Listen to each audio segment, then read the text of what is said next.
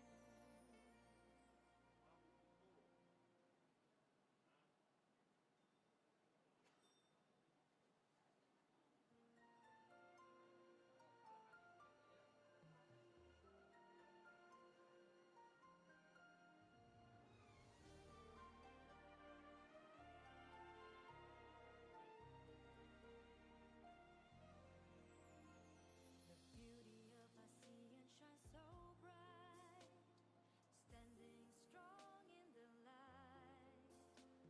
From dawnlit shores to twilight skies, together spirits high. Rhythms echo, voices sing, a symphony of hearts within. Kindness flows in every kind, hand in hand we bond together. Oh, Asean, united we stand, a land of dreams, where cultures span. From rolling seas to mountains high, together become one and hearts align. United, together we rise, reaching for the skies. Asean, our land, our home. Flavors rich, traditions told, in every dish a past unfolds. Gathered close, our ties we weave, a feast of love in harmony.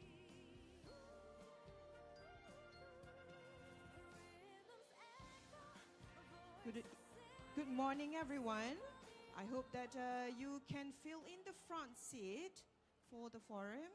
There's still empty chairs. The one who sit behind, you can come forward and fill in the front seats. Thank you.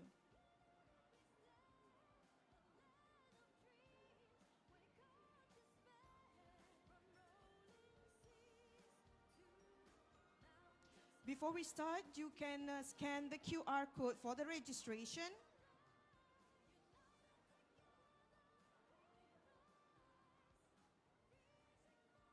Can we have the QR code on the screen?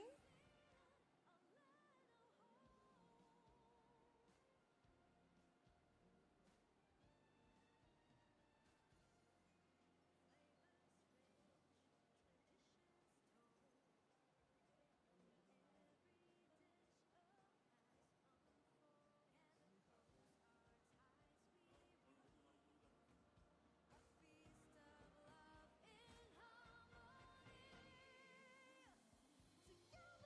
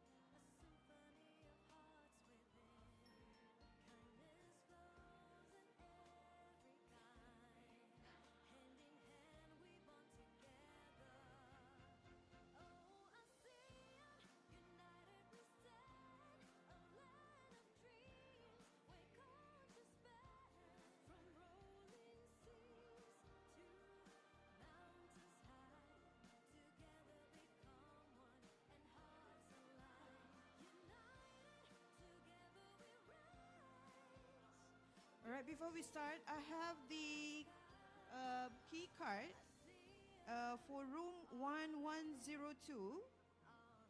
Is there anyone belong to anyone? Room 1102.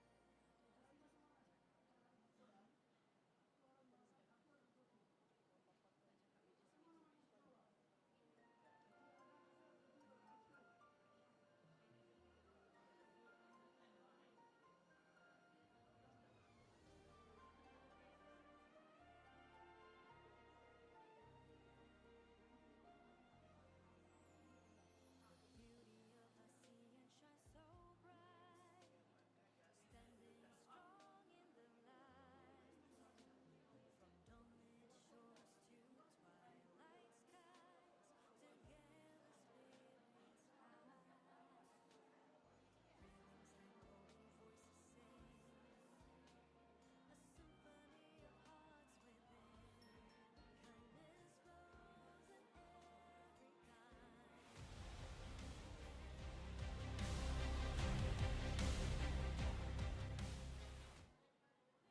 kind. A land of dreams, wake on despair. From rolling seas to mountains high, together become one and hearts align. United, together we rise, reaching for the skies. Asean, our land, our home. Flavors rich, traditions told. In every dish a past unfolds. Gather close, our ties we weave. A feast of love in harmony.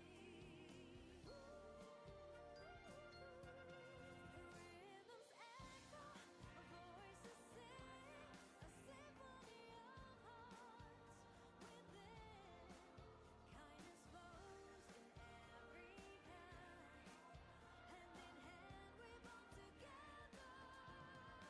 Oh, Asean, united we stand. A land of dreams, wake on despair. From rolling seas to Ladies and gentlemen, together become one and hearts align. Assalamualaikum warahmatullahi wabarakatuh. Good morning and salam Malaysia Madani. Ms. Chan Hon Jing, Deputy Secretary General, Ministry of Youth and Sports of Malaysia, delegates from the ASEAN region, distinguished speakers, ladies and gentlemen, welcome to Day 3 of the ASEAN Conference on Gender Equity in Sports 2025.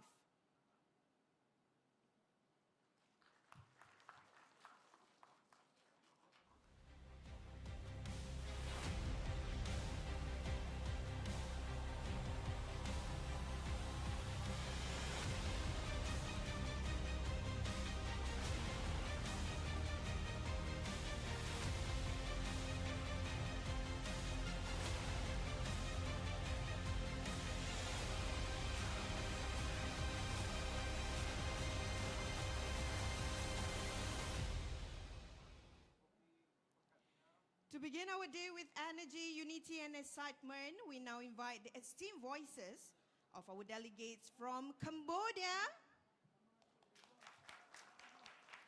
from Indonesia, from Lao People's Democratic Republic, from Myanmar, from the Philippines, from Singapore, from Thailand, last but not least, from Malaysia. Thank you. Ladies and gentlemen, yesterday we had the privilege of hearing inspiring presentations from our speakers. We thrilled to build on this positive energy as we delve into a diverse and insightful perspective of ASEAN member states. Today's forum, titled The ASEAN Experience, will be moderated by Mr. Ahmad Kawari Mama Isa. But before we begin, we have two countries that will share presentations on women in sports from their national perspectives. Ladies and gentlemen, please welcome Ms. Dian Wijaja Kusumawati from Indonesia.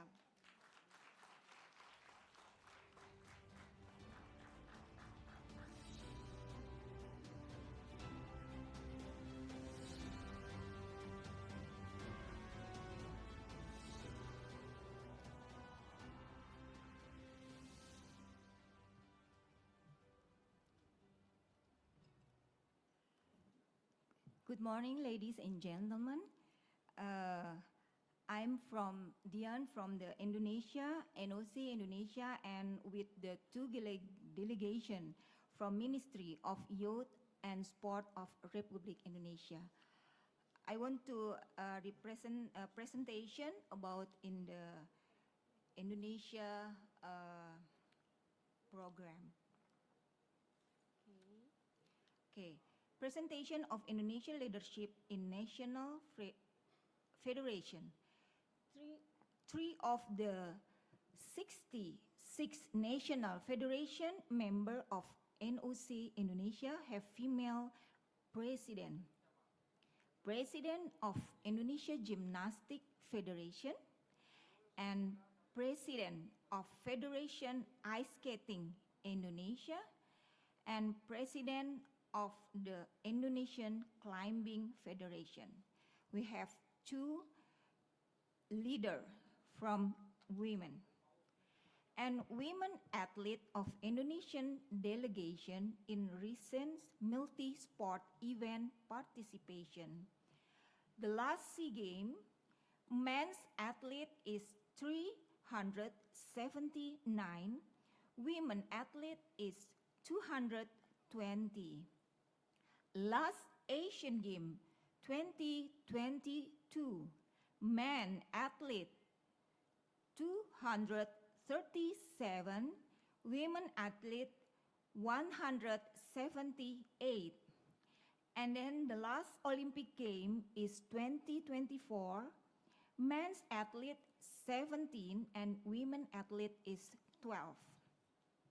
The president, five president and executive board in NOC Indonesia. 7 of the 19 members of the executive board, secretary general, deputy secretary general, treasurer, deputy treasurer, NOC Indonesia are male, but 2 of the 19 members of the Executive Board, Secretary General, Deputy Secretary General, Treasurer, Deputy Treasurer, NOC Indonesia is female. Police are mandated to promote gender balance in sport leadership. On the 14 until 15 April 2025, representative of Indonesia, NOC Indonesia from Gender Equity, Diversity and Inclusion Commission attended to OCHA Gender Equity Seminar in Brunei Darussalam. There are two topics about gender balance, the call to action for NOC by OCHA Gender Equity Valerie Tarazioli and the IOC framework for promoting gender balance in sport leadership by IOC Gender Equality and Inclusion Manager Mr. Pedro Diaz-Oli.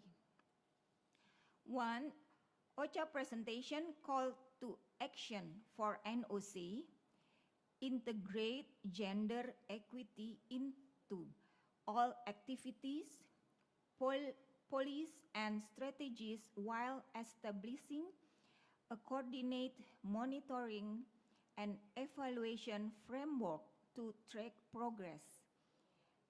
Ensure a safe and inclusive environment for all women and girls to participate in sport and provide the necessary conditioning for them to compete at the highest level, including the Asean and Olympic Games. Advance toward gender balance representation in decision-making bodies, ensuring a minimum of 30 women representation in alignment with the IOC basic principle of good governance. The strength, the presence of women in leadership role across all levels, from athlete and entourage to administrative position by leverage OCHA, Gender Equity Program and Olympic Solidarity Initiative.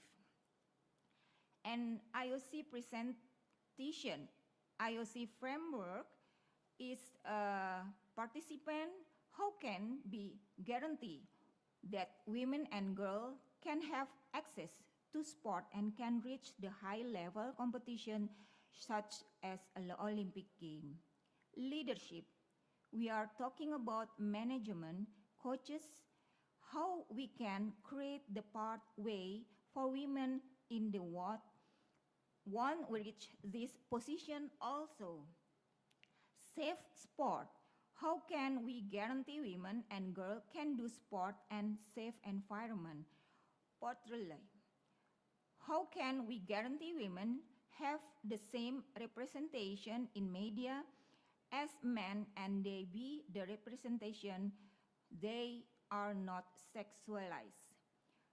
Resource allocation, how can we guarantee we have money to implement for our idea?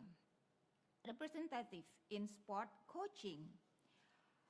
In Indonesia, the score is 0.60, but now its delta scores is at 0.01, and the gender equity score of the NOC Indonesia compared to average of other NOC show that Indonesia still has disparities in the category of coaches, team management, and team leader.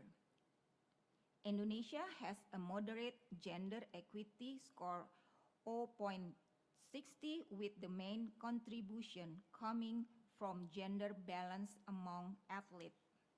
Okay.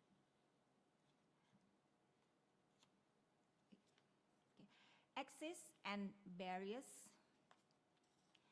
are the mentorship or development program aimed at increasing female participation in sport leadership or coaching. The result of the gender equity seminar represented by our team, conclude that to improve the value and of gender equality of the Indonesian Olympic Committee, things that can be done in the categories of coaches, team management, and team leader.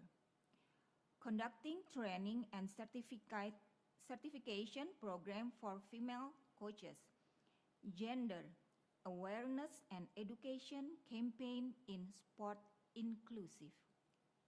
3. Requirement and promotion, especially in coaches, team management, and team leader. For this program, we can use OCHA or IOC fund, but our focus this year is to build safe sport collaborate with government. And police and the trend, NOC in strategy in IOC framework, participant leadership, safe sport, and partly and resourcement allocation. And our focus now this year, safe sport, 25 November 2024, NOC Indonesia announced preparation of guideline to protect athletes from violence and abuse, safeguarding guidelines. And safeguarding officer NOC Indonesia as a human resource dedicated to implementing policy. Collaboration to create a safe sport environment in 2024, the safeguarding officer collaborate with the NOC Indonesia, Commission, and government. Deadline to finalize guideline is 2025. I think research reports in the 2023 NOC Indonesia representative through the invitation of the Ministry of Youth and Sport participate as a respondent in the focus group interview International Research Center for Sport and Gender Equity, Seijo University. This study examined the barriers to women participation in sport in Indonesia through the perspective of Borford Banner ecological system theory, and the research finding identify several interrelated factors at various ecological levels that influence women's involvement in sport: individual, microsystem, interpersonal, mesosystem, organization, ecosystem, sociocultural macrosystem. Yes, cultural norms often assign women to domestic rule, limiting access to leadership.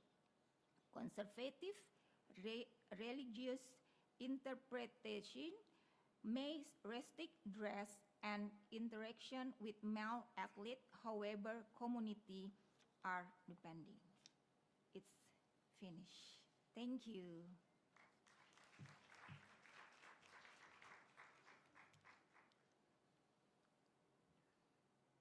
Thank you, Ms. Dian Wijaja, for your presentation, and kindly return to your seat. Yes, okay. Okay, next, please join me in welcoming Ms. Leonara Escalante from the Philippines.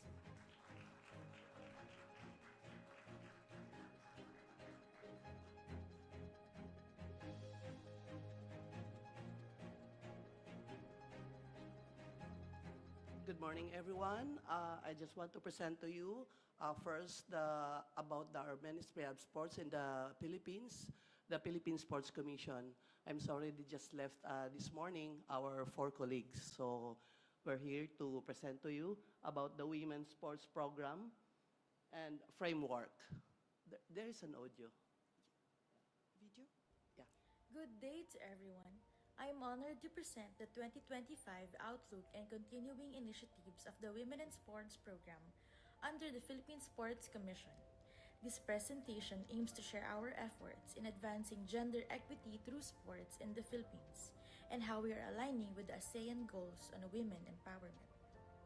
This initiative is led by Honorable Commissioner Olivia Bongku, who serves as the designated commissioner for women in sports and the Philippine SOMS leader. As the implementing officer, her mandate includes assessing the current sports landscape in the country and developing strategic programs specifically aimed to address gender-related issues in sports. As of January 2025, there are a total of 1,562 athletes in our national training pool, and of this number, 908 are male while 654 are female. These figures, while showing some level of inclusion, also reflect the need for more intentional support and development for our female athletes. In terms of coaching representation, the numbers are even more telling. Out of 369 coaches in the national training pool, 309 are male and only 60 are female. The significant gap reinforces the need for targeted interventions to support, train, and retain more women in coaching and leadership roles within sports. The first gender issue to prioritize is female coaches remain scarce in sports despite rules requiring gender balance to ensure female athletes are coached by women. And the objective is to increase and sustain number of female coaches and athletes in the field of sports. Another gender issue is that sports media often reinforces harmful stereotypes by showing women in limited traditional roles rather than as serious athletes or leaders. And to address this gender issue, the objective is to increase representation of women in sports reporting as well as a more positive reporting in media. This brings us to the core challenge. While female participation in sport has seen gradual progress, systemic barriers still persist, and these include limited access to leadership roles, fewer mentorship opportunities, and cultural biases that hinder full gender equity in field of sports. To address these challenges, the Women in Sports program has launched capacity building activities such as coaching workshops exclusively for women, aimed to upskill and empower them in technical and leadership aspects. We also conduct regular recognition programs to celebrate and elevate the accomplishments of female athletes, coaches, and administrators, reinforcing visibility and motivation. In addition, the All-Women Grassroots program provides a venue for young female athletes to get involved into sports and encourage them to be physically fit. Here's a quick overview of the 2025 projects lined up for the Women in Sports program under the Philippine Sports Commission. And these are the previews, initiatives, and activities of the Women in Sports programs.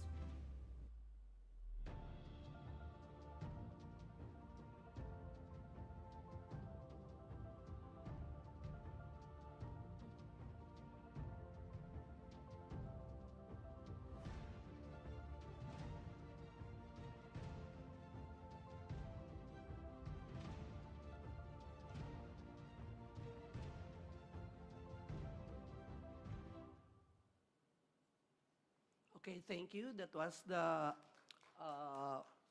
proposed and finished project of our Ministry of Sports. Now, in our NOC part, on our Philippine Olympic Committee, as a representative, regarding the situation on your respective countries, are women leaders occupying the post in sports because they are women?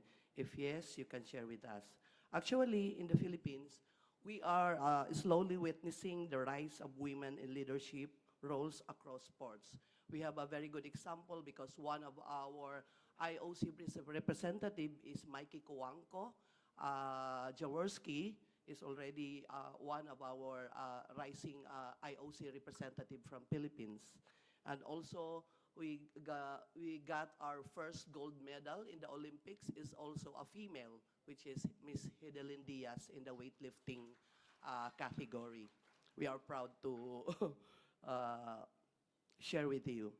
While women leaders have earned their position through proven competence and years and contribution, there are instances where appointments to be satisfy a perceived need to gender balance. Rising the concern of tokenism, however, many of us, especially in a smaller, less or traditionally male-dominated sports like I belong to paddling, have hard work to twice as hard to prove we belong.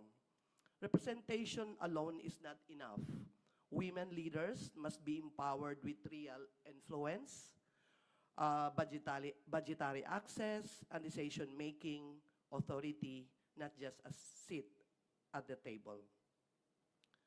When it comes to women in sports, the popular notion is that there are existing system barriers that stop more women in being active.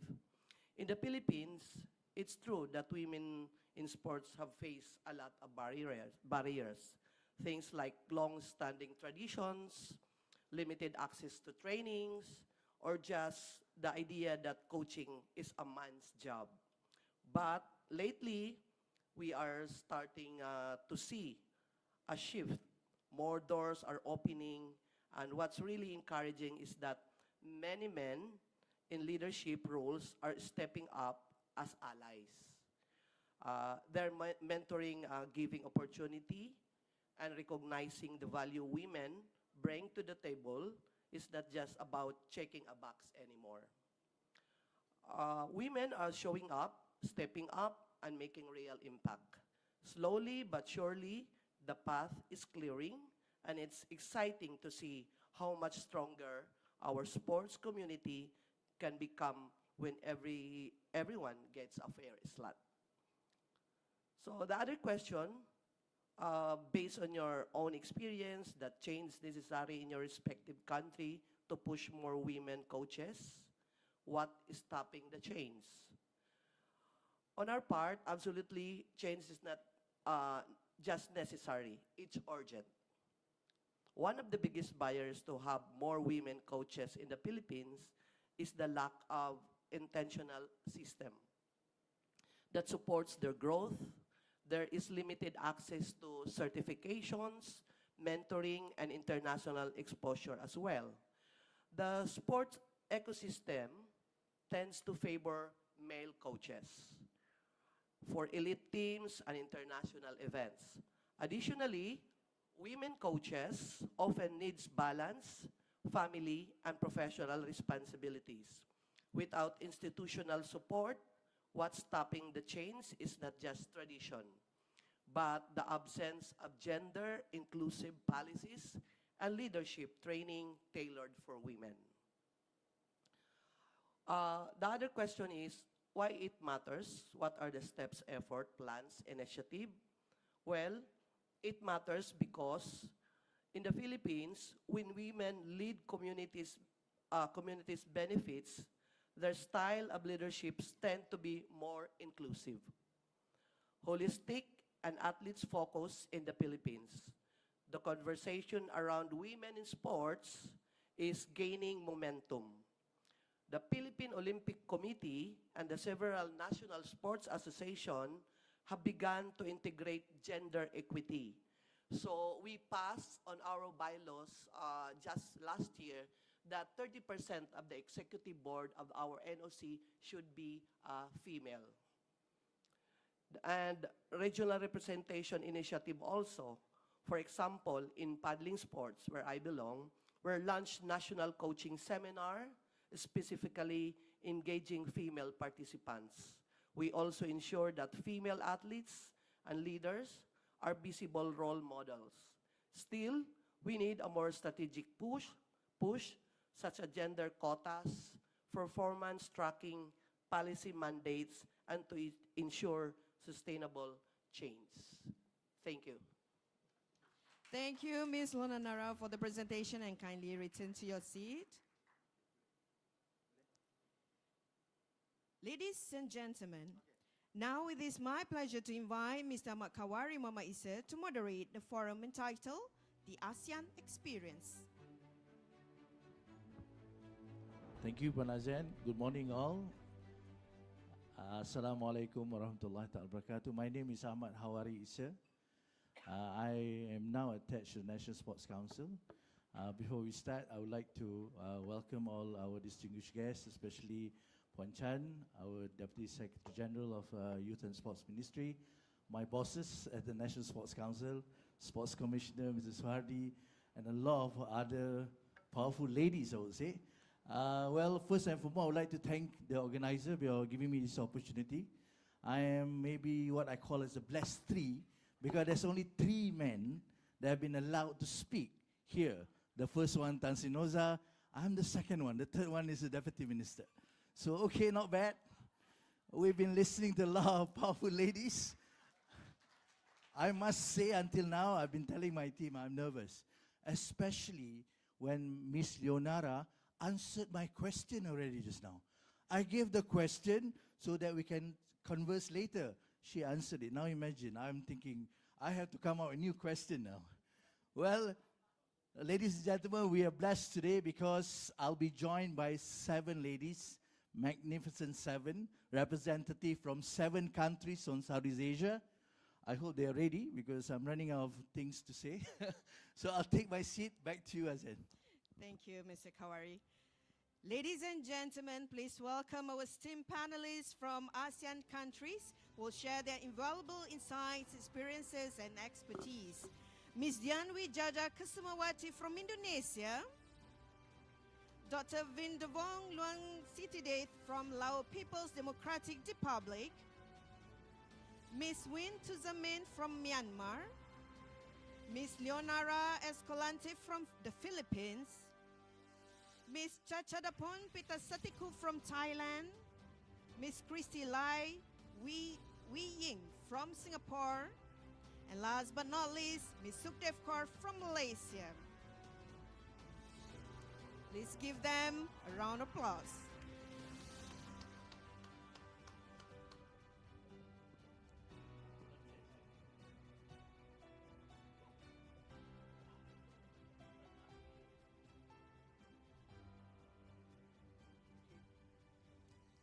You see, from the beginning, I'm left alone. There's an empty chair. Ladies, thank you for your, I don't know whether Sukdev mentioned to you guys whether you either come here willingly or being forced, but whatever it is, thank you. Don't worry, it'll be a very, not a very formal session because our forum today, there's practically no title. It's just a sharing session from the perspective of ASEAN countries, yeah? So, to be honest, give me a few more minutes. We just want to get to know our panelists better. This is typical, we say, the ice-breaking session. So I would like to start with Madam. Can you just tell us a little bit from your country and what are your position here?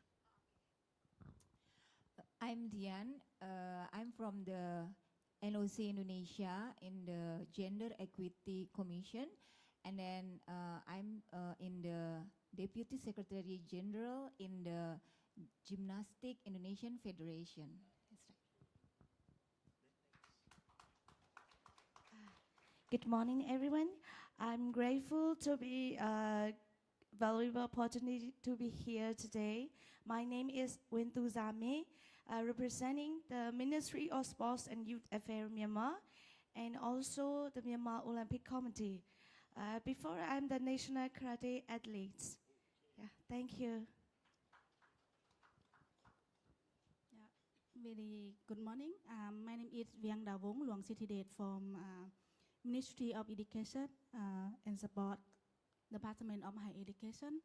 And also I'm person in charge for the Women and Sport Committee in the Olympic in Laos. Thank you.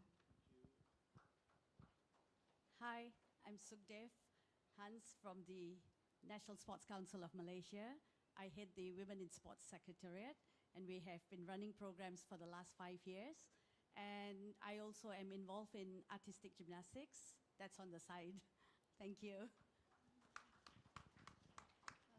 Hello everyone, Christy here.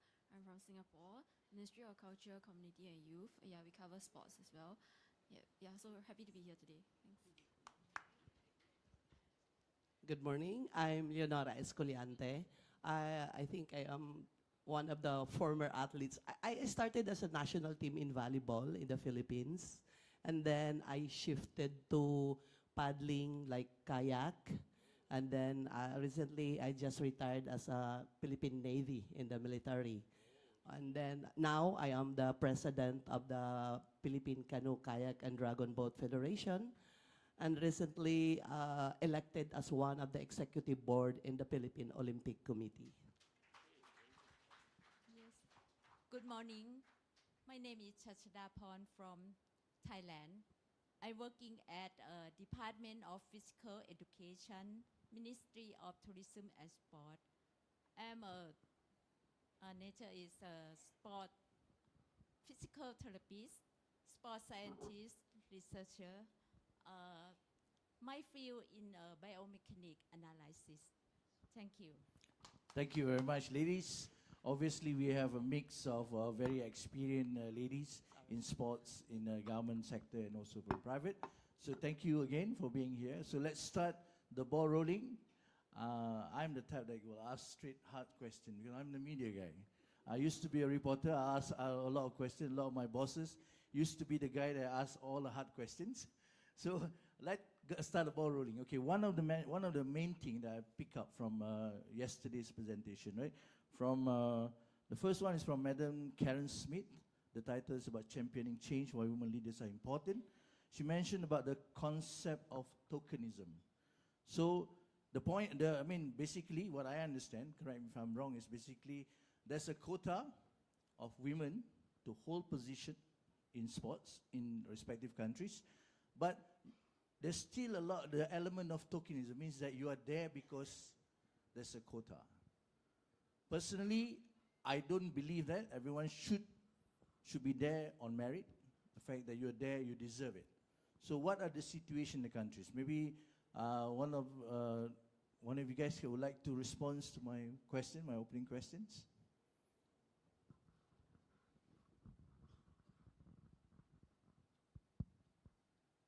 Okay. For the Indonesia, the now is the NF National Federation. For the women, have the leader and then 3 leader.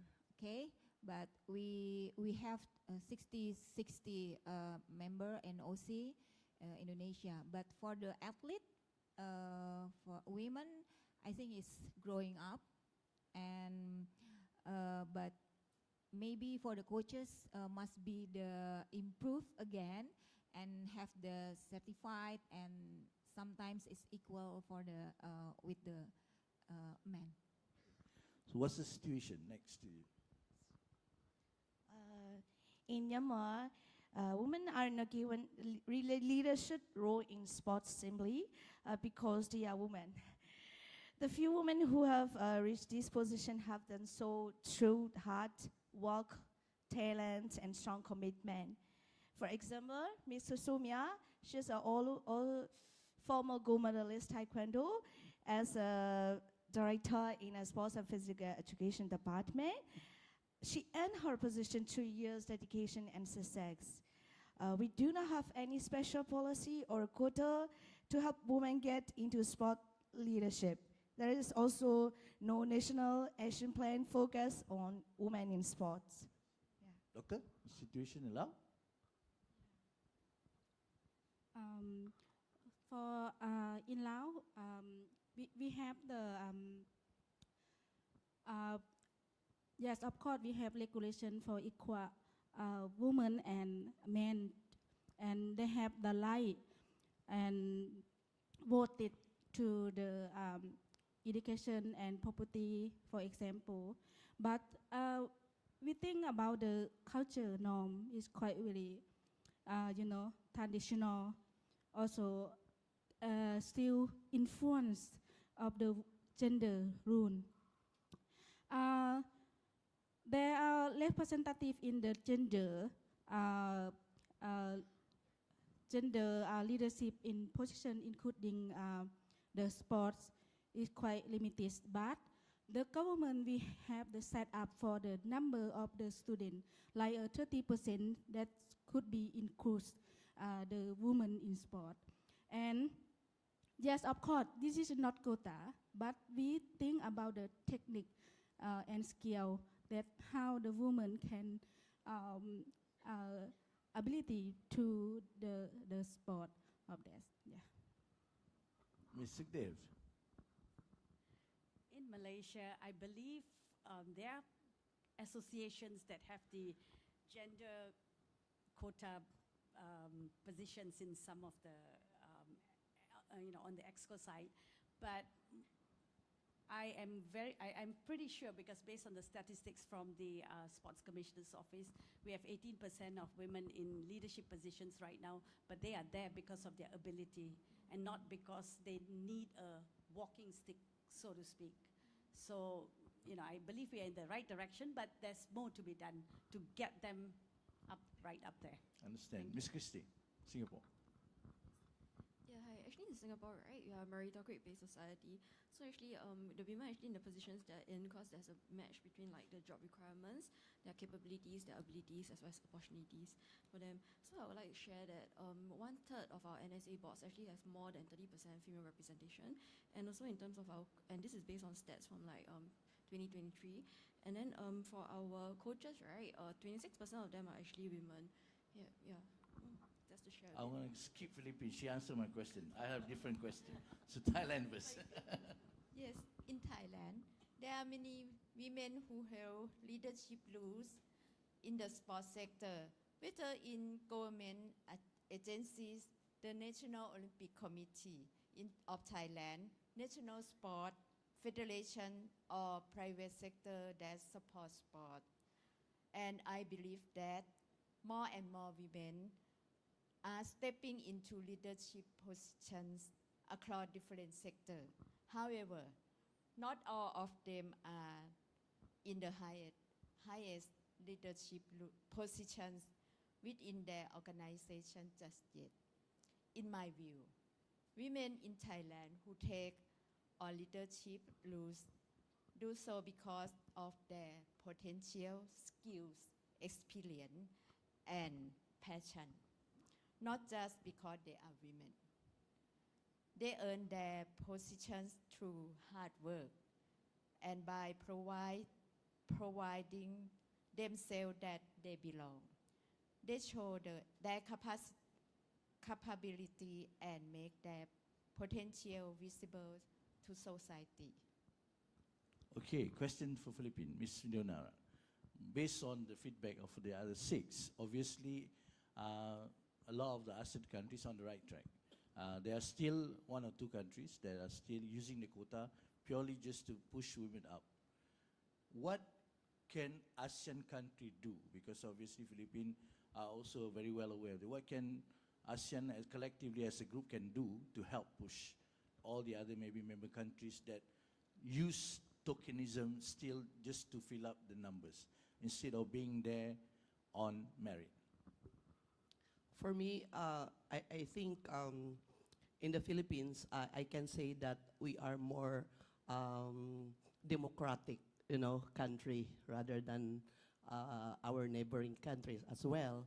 Because number one barriers for us is a religion, so we're having a hard time for that. Not like in the Philippines, we are most likely liberated, something like that.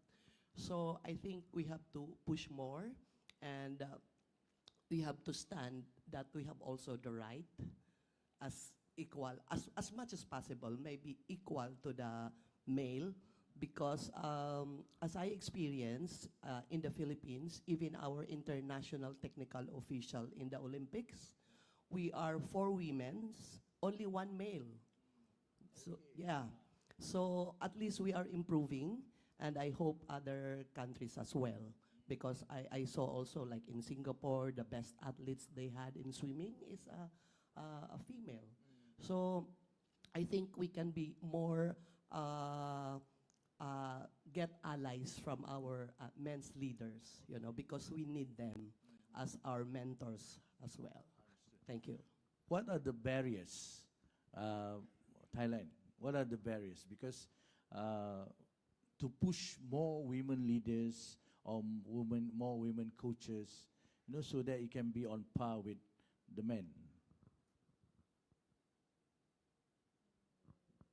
Because everyone believes the popular nation is that the existing system, there's a barriers, right? Stopping women from being more women on top, at the leadership and the coaching. So what are the barriers that are stopping women? In Thailand, with my opinion, I think the Thailand culture, there's the accept of female coach or leader in the society. This is only my opinion. Yes. But now in Thailand, there are many women leadership that's such as Kun Ying Pathamali Swatakul. She is the first IOC Thai female. BWF president also. Yeah. Yeah, and Madam Kun Yin. BWF, Badminton World Federation. Yes. And another one, Dr. Swana Silapa Acha. She is ISU Council member and Vice President of NOC Thailand. And now she is the President of Curling Association of Thailand. And she with us here today in this room. I see, okay. I'll go to Laos, I'll skip Singapore and Malaysia. Is there any barriers, systematic barriers, stopping women? Yeah, that's a good question. Actually, we are support the women inclusive in the sport, but sometimes I don't say about the political, but sometimes it's quite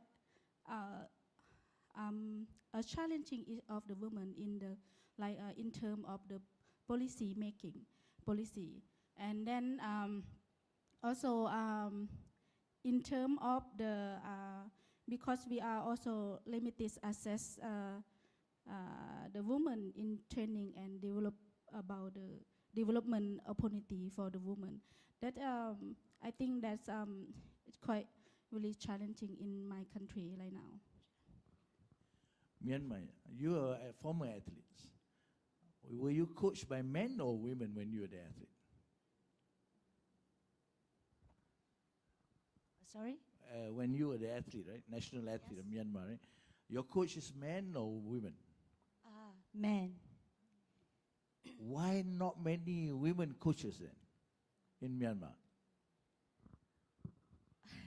Myanmar always lead or more lead in men because women are no need to lead after when they get married. Only need to do some homework. This is the old things we need to change. Yes. And the whole SEA Games, they ran from another country, from Malaysia, world champion. He's my coach. Yes. I leave out Singapore, Malaysia, Indonesia because I believe that women are more empowered in these three countries, right? So Indonesia, you have barriers or do you had overcome it? Because I know that Indonesia had also had previously National Olympic Council president of a female. So had Indonesia overcome that barriers to put women on top of the sports excellence? For the Indonesia, now is the women must be what is the strong, and then must be the focus. But the barriers is cultural norm and traditional gender. But when in the Federation Gymnastic, we have many women and strong, and then this year have the World Championship in Indonesia, and many very fighting in the Federation International and all for the government. Okay, interesting to happen. Christy, Singapore.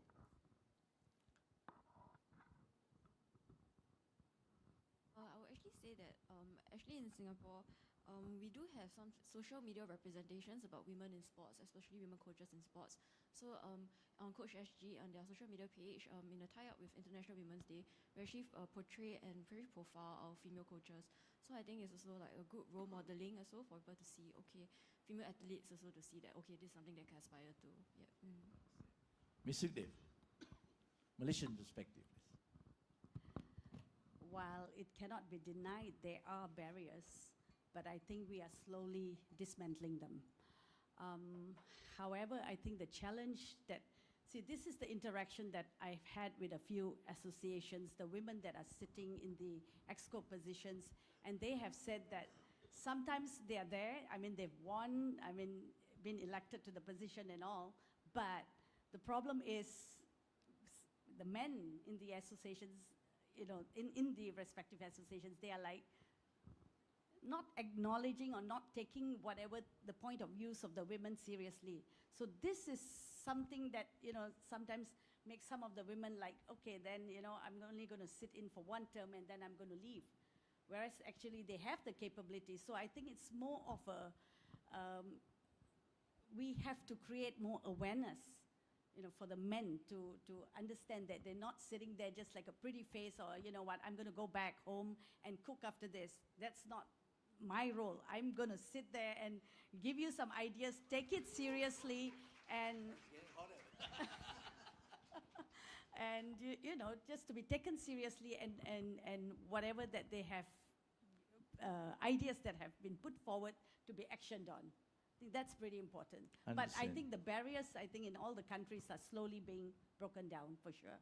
So ladies, you guys are being polite with me, is it? You're saying cultural. So actually it's men, is it? Is it men? If Well, men, why? I need to know why. Is it possible also that not only we always have a seminar or a gathering like this for empowering women, maybe also we have to, in addition to have empowering men, to support the women. We need their support actually. So cultural. If men are more responsive, will we tackle the cultural barriers? Definitely so. Yes. Okay, so a few men in this hall, obviously we need to take notice. They are blaming us, but in a positive way, don't worry. It's not 100% blame. There's room for improvement, right? Definitely. Okay, all right. So having said that, right, because I would like to find out from you guys, because this is, Malaysia had done this conference, and this is the second time involving ASEAN, right? So how do you see, because there's two very important topics that we discuss here in Penang, which is leadership and coaching. Moving forward, how about the network of ASEAN? Is ASEAN women working together, or you still need men to help you, start the network? Anyone that can take the question? About that network? Yeah, the network, ASEAN women networks to push, to empower more women in sports. Of course, we are working on that. Actually, we have recent seminars also, like we've been to Brunei, and we had one in the Asia, Philippines, Japan, just held recently also in the Philippines. So I think we're doing the right track this time, and we have to collaborate each other so that we can push more women's, especially in the sports.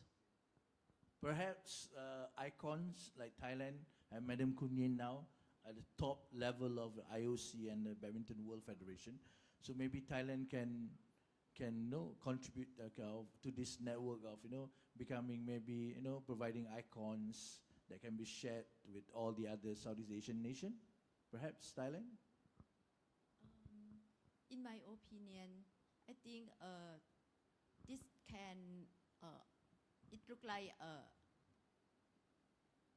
probably encourage the policy or the role model for another association, a leader to encourage female work cooperate with all all sector about sport, cover in the young to athlete, like that. What quality of, especially we're talking Madam Kuning, right? That Madam Kuning have that benefit Thailand sport and women in sports in Thailand? This can engage girl or female to participate, to join the athlete and sport or for health too, such as a female volleyball team. That is a role model for the student, young student girl to participate, and they feel look like the champion. That is the woman. Okay, understand. Singapore mentioned about the social media, using social media, right?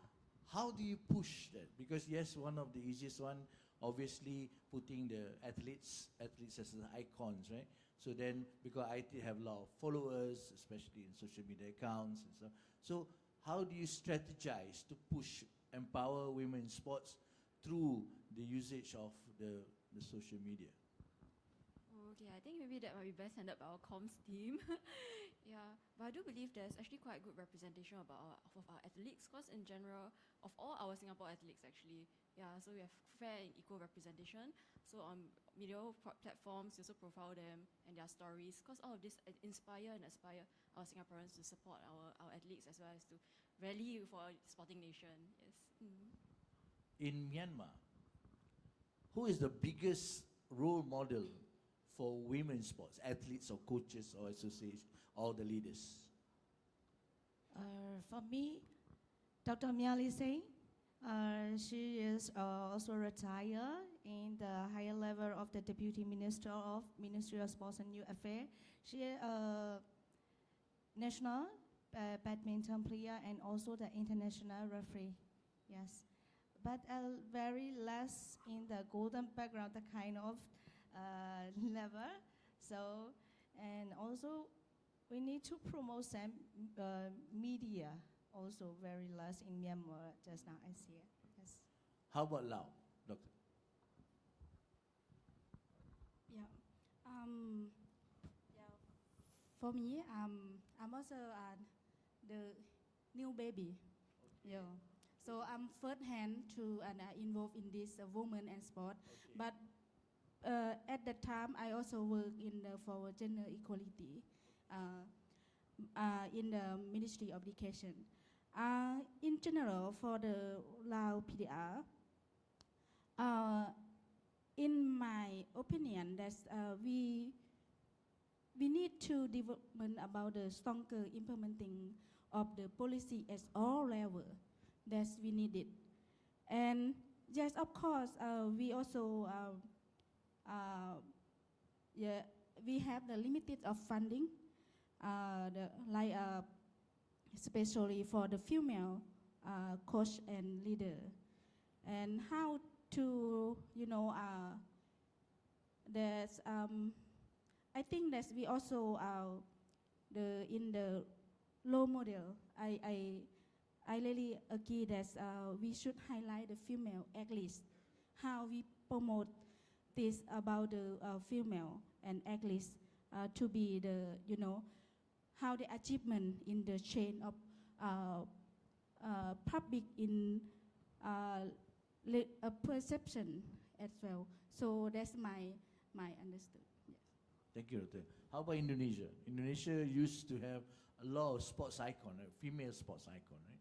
So obvious, is it easier for Indonesia? Because you have, previously when I was a journalist, when in cover badminton you have like Susi Susanti as the icons, right? So Indonesia, is it easier because you have a lot more female sports icon so that you can push women in sports?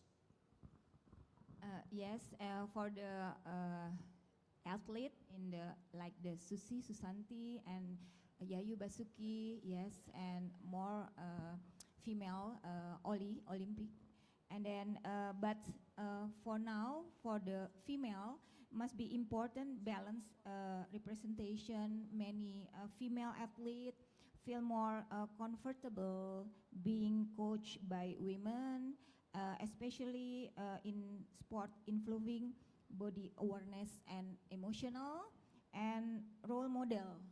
The presence, the female coaches show young girl and leadership in sport possible for them too.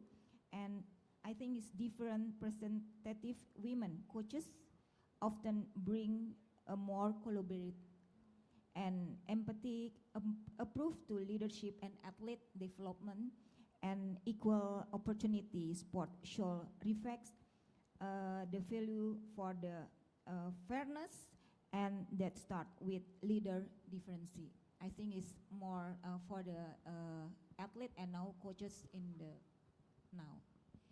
Philippines, when I was growing up, the biggest name from Philippine sports was Lydia de Vega, right?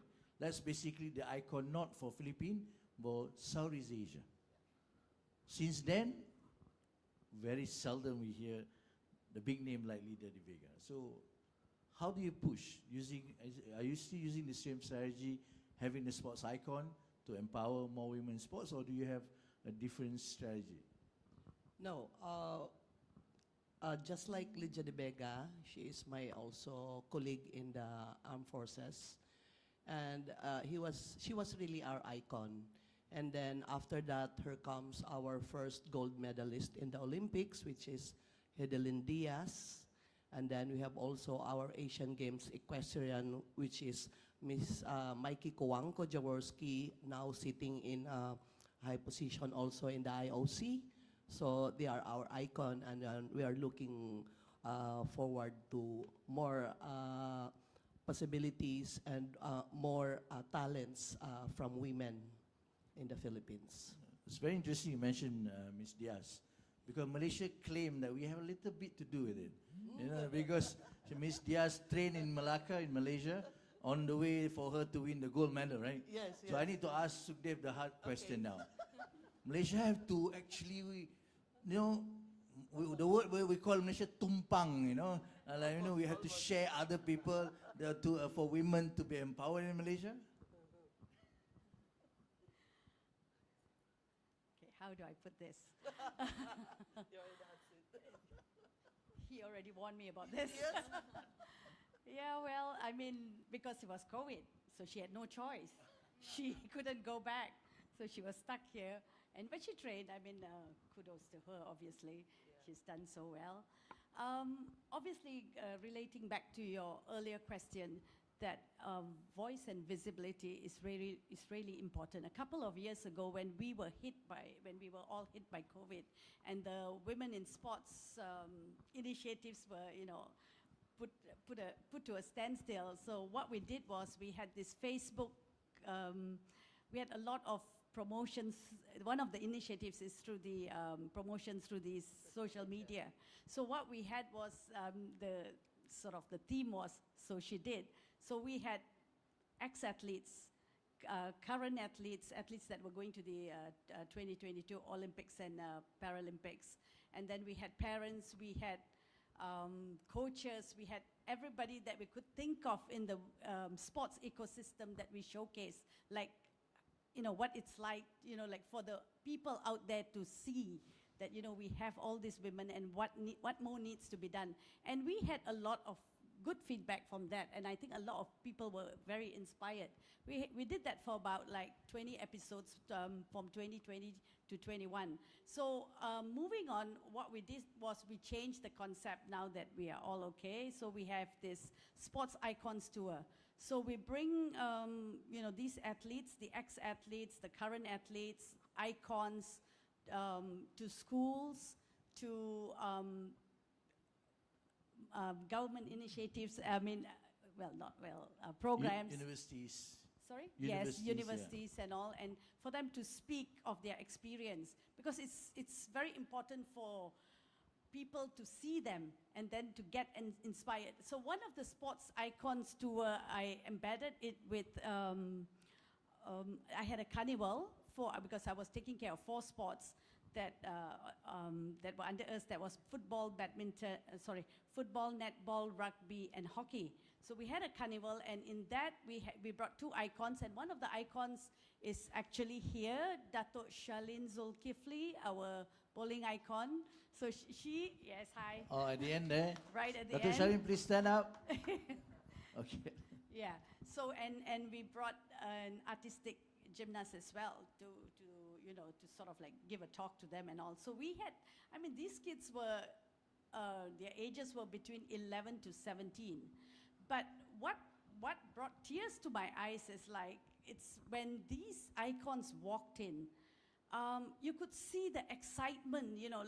I have athletes from all over the country, and some of them are coming from like Sabah, Sarawak. I mean, that's, from Borneo. They've, some of them first time on a plane, first time coming to, say, to the netball hall to see like, oh, this is the setup, there are seats and all.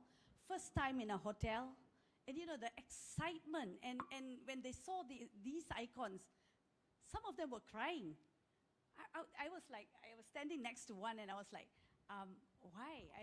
She was like, oh my God, I cannot believe I'm actually meeting them in person. So it's like such an opportunity, and also, I mean, you don't realize it, but doing the whole program, at first maybe I didn't really get it, but the impact, the after impact, that is so important. And I think it's not only about the sporting icons, of course, obviously the ex-leaders, ex-athletes, we need to have that promoted more. And I believe we should do it all across ASEAN. Okay, very interesting initiative, yeah. Okay, ladies, behind every beautiful song sung by our singers, obviously there's a composer, right? Behind every successful company, there's a capable CEOs, right? So we're moving on to the coaches. I believe that coach is very important, especially in the, unearthing talent, female talents, to be, the top athlete in the world, right? So I would like to touch on what Madam Michelle mentioned. Madam Michelle was our speaker previously about coaching. Her title is Global Lens, Empowering Women in Coaching, right? One of the things that she mentioned is empowering women, especially in coaching, require system change, right? So there's a 4 consideration to create a system change. One of it is obviously the first question, why it matters. Do you think by all the constraint mentioned, right, the cultural, the man, and also, does change required, especially for Southeast Asian country, to produce more women coaches, capable one? Because like from Myanmar mentioned, when you are growing up as an athlete, your coach is a man. But so we need to produce more capable women coaches. Maybe Eleonora, please, yeah? Yeah, since I was a coach also before, I think being a coach is an additional talent, because not all good athlete or our successful athlete will become a very good coach. So that's entails a lot of experience and dedication, to become a very good coach. Because sometimes if your athlete win, oh, he or she a good athlete. If your athlete lose, oh, bad coach, So entails it really, it's very. Is that what's stopping women from becoming coach? If you lose, you're the subject or the target of criticism. I don't know, is maybe Myanmar, I mean, can you respond to that? If that's why maybe what's stopping women from being coach. Because you win, everyone praise you. Yes. You lose, you are alone being the target of criticism. Correct. Is that maybe one of the reasons why women are a bit reluctant to be coaches, especially at top? Yes, in Myanmar, we also need to have the HR problem. And also, we are also planning a big nationwide survey this August, maybe.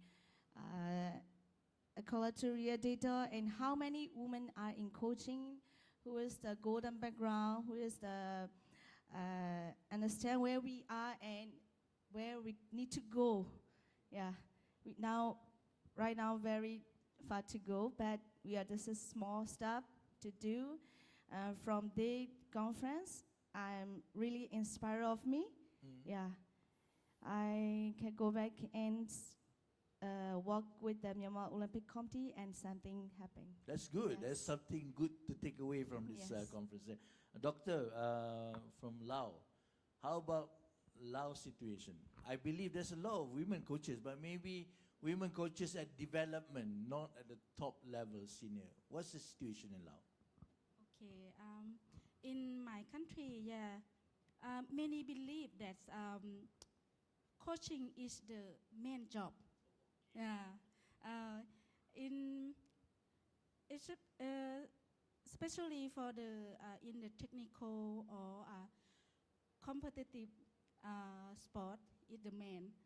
The thing that's, but yes, of course, we support the woman should be coaching, but like I said, the previous time that we are limited about the capacity that for women that should they also for women also their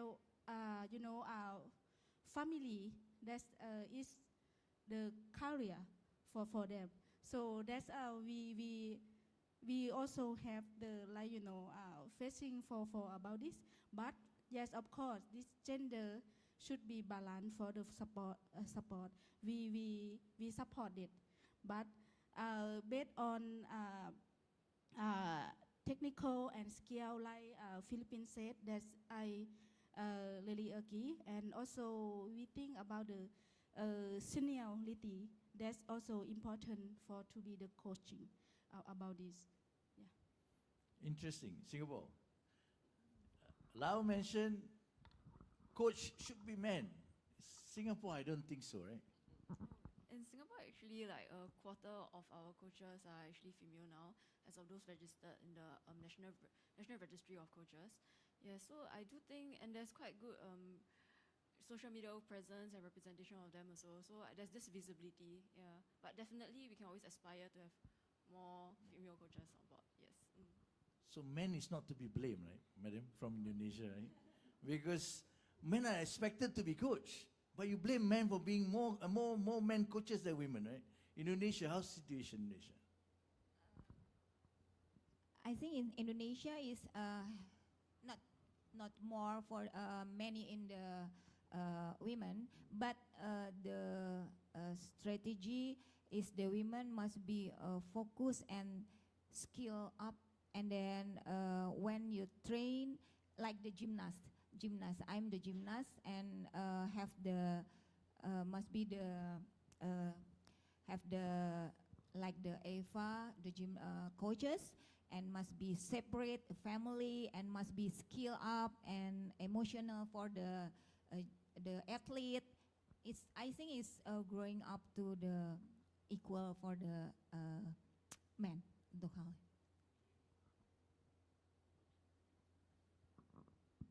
Okay, thank you. I think now is the best time for us to invite a question from the floors to all the panelists. We've touched on two things, leadership and coaching. A few important points mentioned by our distinguished panelists today.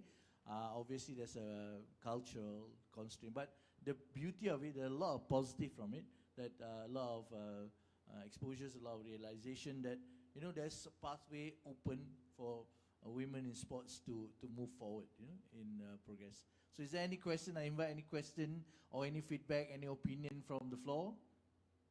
Yes, anyone? You just raise your hand, and then I think we'll share. We'll give you the mic.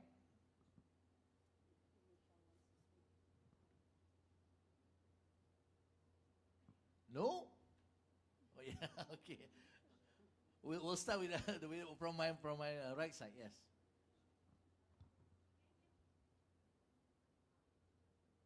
So there are too many microphones up here. We don't have enough down there. Hi. Yeah. Actually, I'm very interested. Thanks for that. That was so interesting. I actually wanted to ask Mr. Kawari a question, and yeah, but more because you are, yeah. So yeah, definitely one of the allies here amongst all of us, and I'm so interested to find out because you mentioned quite a few interesting questions, right? And I just wonder how do you feel being in the midst of this whole experience of being among women and listening to all the conversations that are going on? You know, what are some of your thoughts? How does it feel and where is the need? Yeah. I never expected to be trapped like this.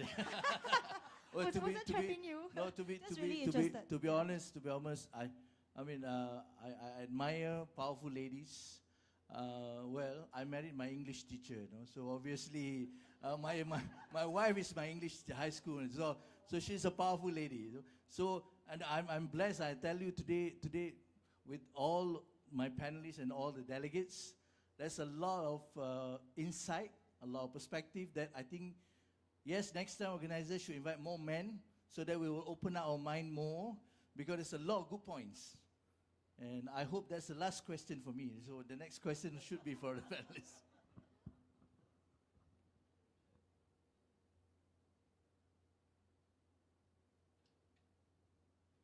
Thank you very much, and thank you for leading the panel, because I think it's a very good example for everybody. You're asking the questions because you're interested to know.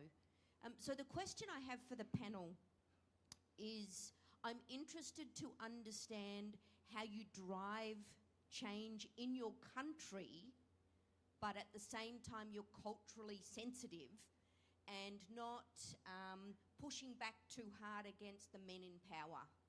So how do you navigate this with sensitivity?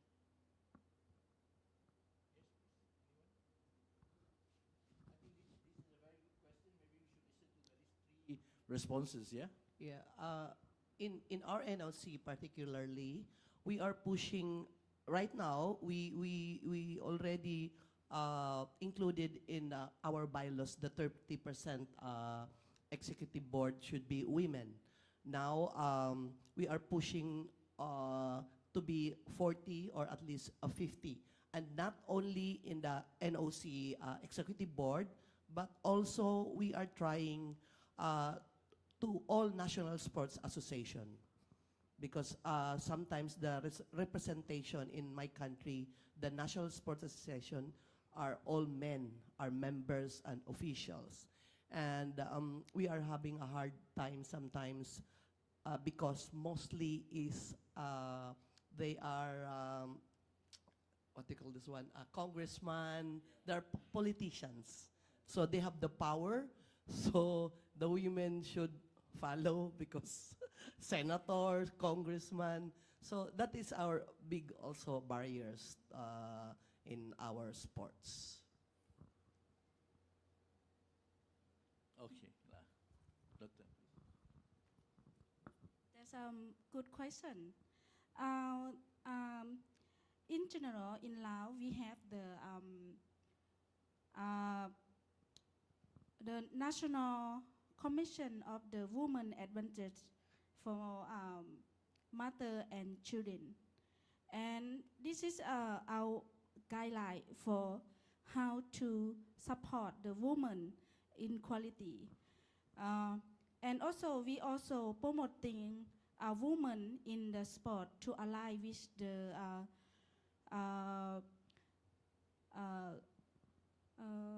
what is it? SDG as well for gender equal. So this is step one, and right now in the Women and Sport Commission, we have the our action plan for the women and sport.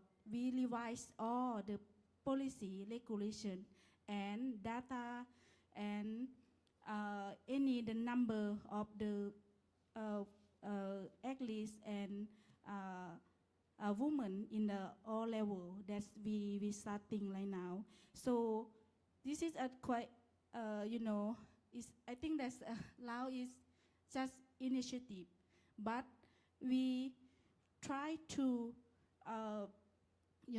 to improve in women in sport, to have the woman balance in the sport as well. So this is in my country.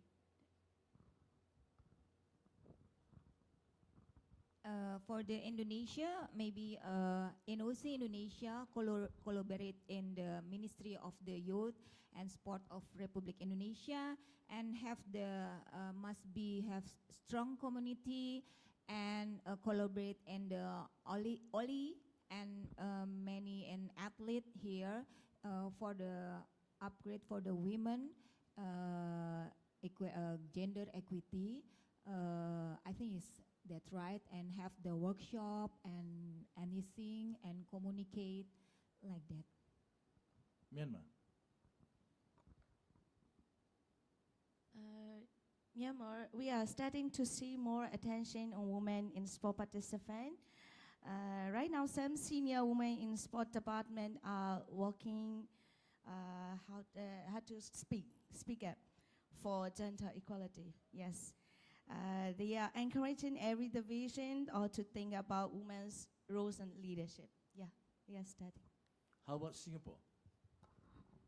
Oh, okay. So this may not directly answer the question, but I just thought just now we were talking about networks, and then how actually this ASEAN conference is such an excellent opportunity for us to come here and share our best insights in networks as well. Yeah, so I'd just like to share an example from Singapore. So our Singapore National Olympic Committee, we have a Women in Sport Committee. So they actually have a tribe. So this is like a community of practice for actually women in sport. So it can be sport leaders, they can be athletes, and all. They can come together to network and then speak and then connect with each other, yeah, and then form that community. So I would like to also share that we actually have an equivalent in Thrive, which is for our women coaches. So that's actually a new setup last year, December. Yeah, so they have been having regularly monthly meetings. So there are seven meetings now already. And then they also have a Tribe and Thrive collaboration.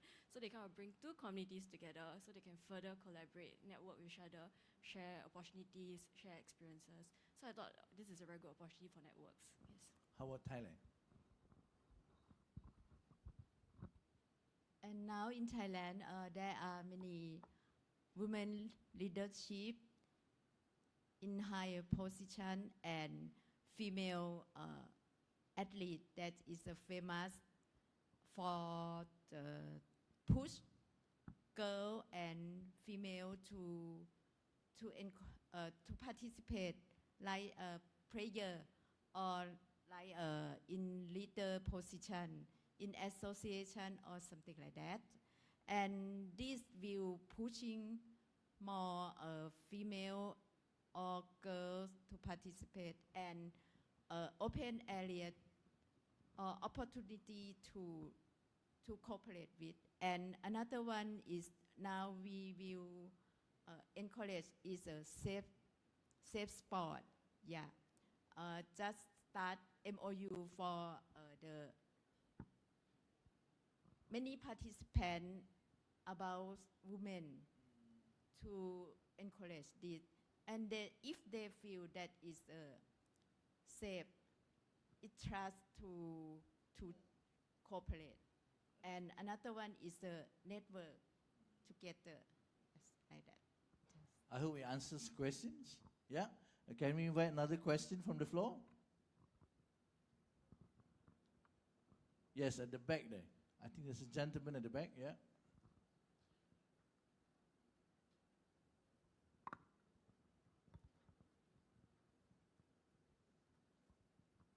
Good morning, everyone. My name is Billy. I'm from the Parawali, Malaysia. Throughout these 2 days of listening, so on and so forth, I noticed, probably I may be wrong, but I like to put out 2 points here. Now, number one, I noticed that most of the research done, statistic mentioned and all, are not solely based on ASEAN context. So sometimes I have problem understanding.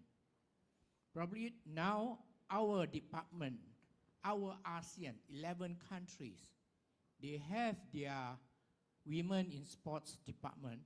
Probably we can start gathering and present it in ASEAN context so that all of us will be able to understand.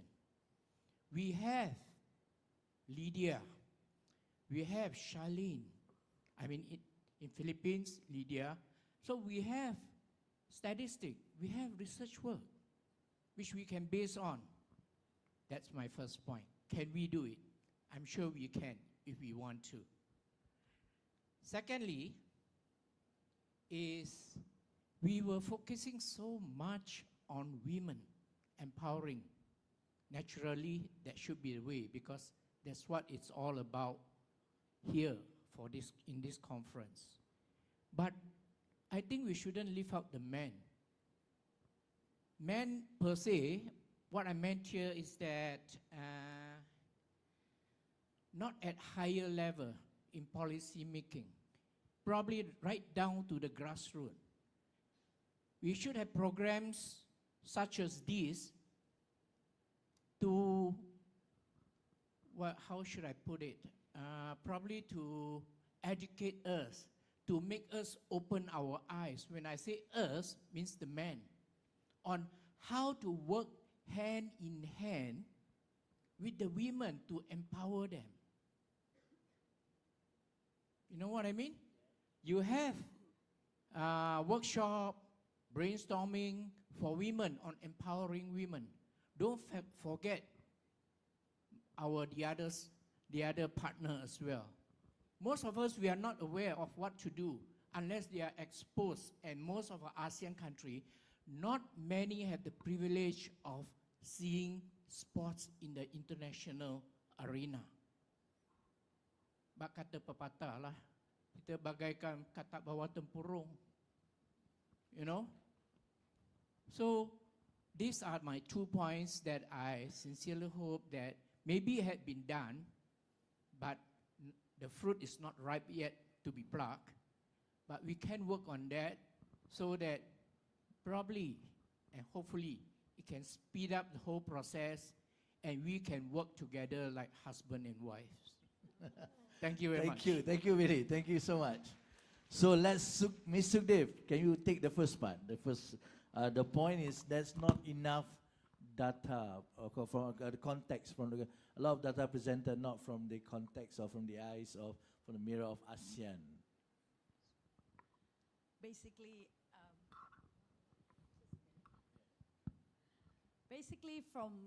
we had a pre-conference form that we had given out to all the countries, and that data was shared with the speakers. And what we found was, like, in terms of leadership, there's still 80% plus high, 80%, 87, 85% and up, male leaders in sports governing bodies. Women are still about 13%. So this is something that if we want to reach 30%, there's still a lot of work to be done. In terms of coaching as well, it is less than 20%. So I hope that answers your question. Yes, we will take note. Probably in the next conference, we would, have all this data gathered and presented to you all. And the next Okay, point. we'll ask Ms. Leonara to answer that. Maybe eventually, it's not men's at fault based on what Billy said. Maybe because men don't know what to do. See, because at the end of the day, Billy is complaining men are not being exposed to these kinds of conference. So, especially at the grassroots level, men being men, we do things that men know best. So maybe that's, I don't know. So what's your view and what Billy said? That is a very good question, Sir Billy. But my opinion is, this is a workshop for the female, This is mandated by the International Olympic to gather all female to become someday as a leaders. But take note, Sir Billy, you said we will become a wife and husband. Remember that husband is the most powerful in our family, but you have a trainer, your wife. It's a good Consider question. yourself warned, Billy. And then they were powerful, but women holds the power. Yes.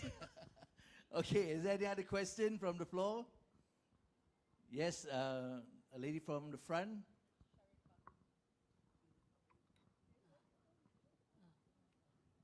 Okay, good morning everybody. Okay.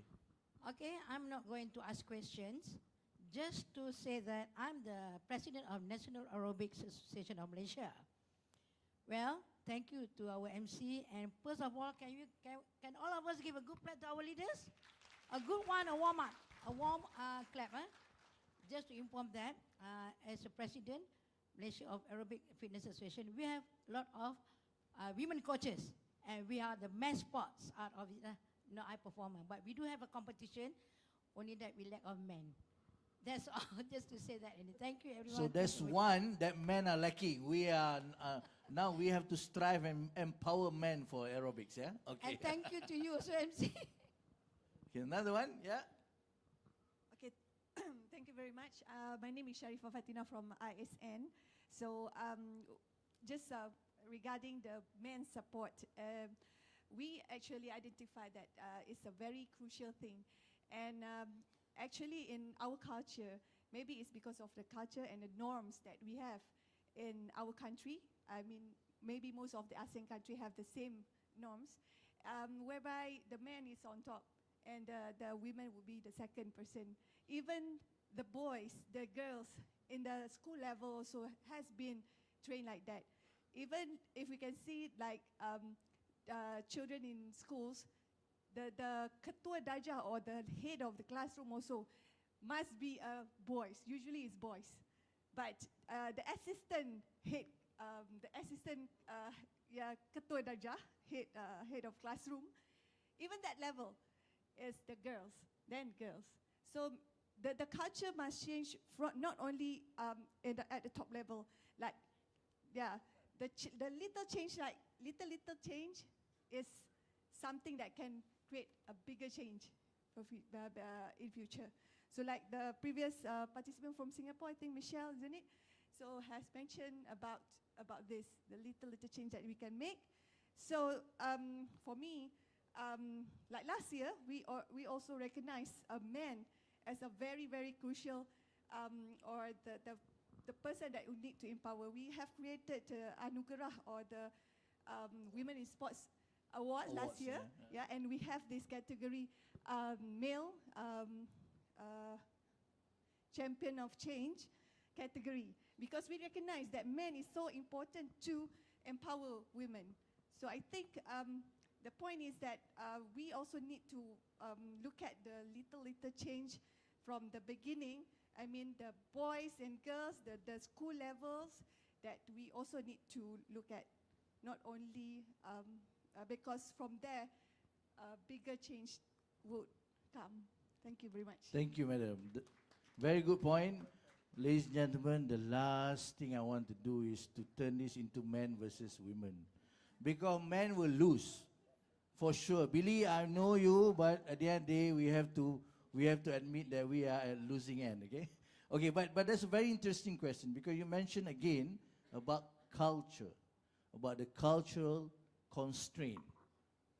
But for men, the first figure that's very influential is a mother, it's a female. So don't you agree with me if I say that the change can be pushed by women, especially this cultural, the shift of the culture, the mindset that the culture, the man must be the one. Because the first figure for a boy in his life, the most influential one, is a mother, a female.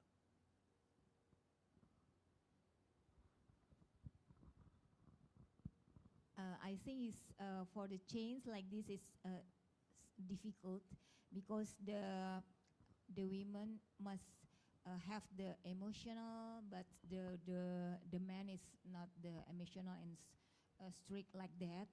And I think it's in the family like this, husband and wife like this, but we must appreciate and respect, and I think like that. And yeah. Okay, I think I asked the wrong question. It's turning into men versus women. Go back to coaching, okay? Go back to coaching. Okay, okay. One of the things that again, Madam Michelle mentioned, the first one, about the 4 elements, right? About the system change is why it matters. Because if you want to change the system, that is, as of now, limiting the potential of women in coaching, right? You have to make it known why it matters. Why does it matters to have more women coaches? Doctor.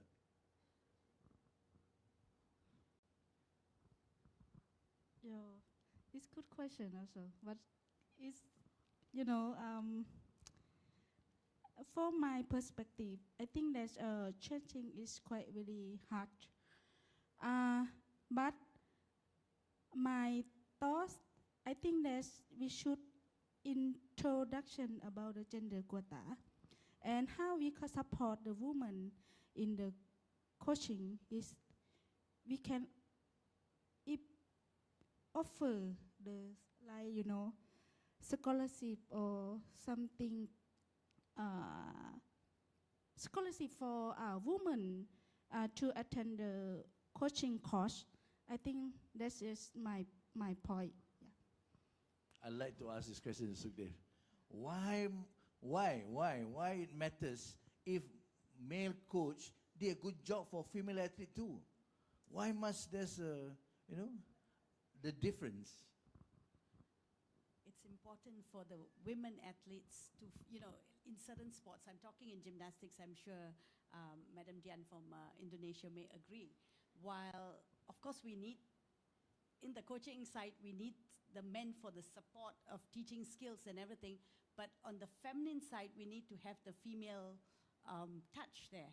And also, in some cultures, I believe that the women athletes, they're more comfortable speaking to a woman coach. It's not like, I've had situations where some of the female athletes, they don't feel good, they don't feel like training, but then they're having their menses, but the coach is forcing them to do stuff. They're not in the mood, they're feeling badly about their body and all.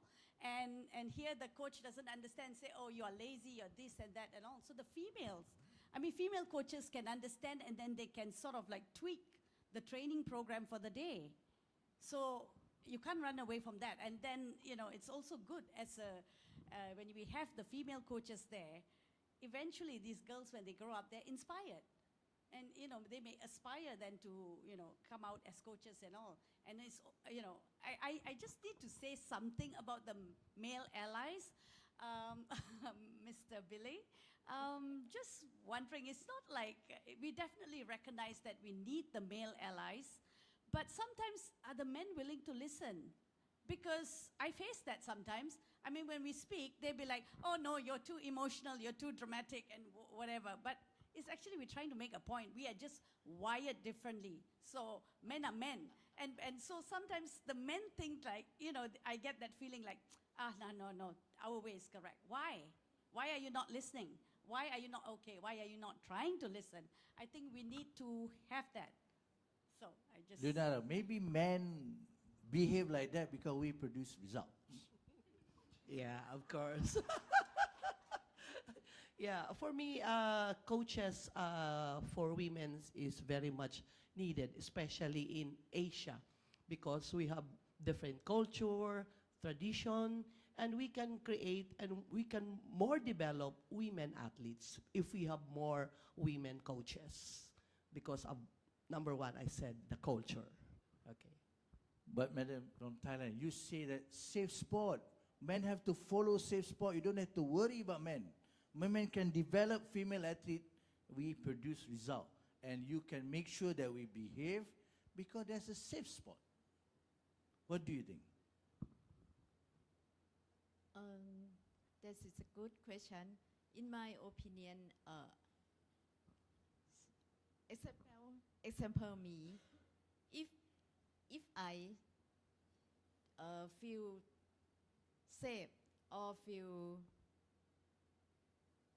easy to train and have a opportunity that is suitable for girl or female to playing like as a player or like as a coach that have a special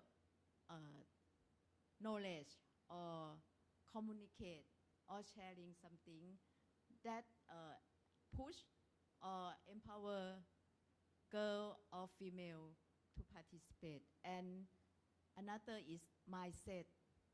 If the girl or female that is approved mindset of herself, that is one factor to cooperate with this. This is my opinion. Okay, Miss Win, I put it bluntly to you. Which one is better, coach, male coach or female coach? You're a former athlete. And why?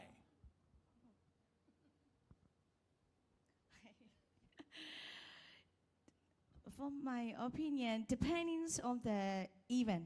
Some event will lead the male coach. Some events do female. Yeah, but I believe women can lead as well as men.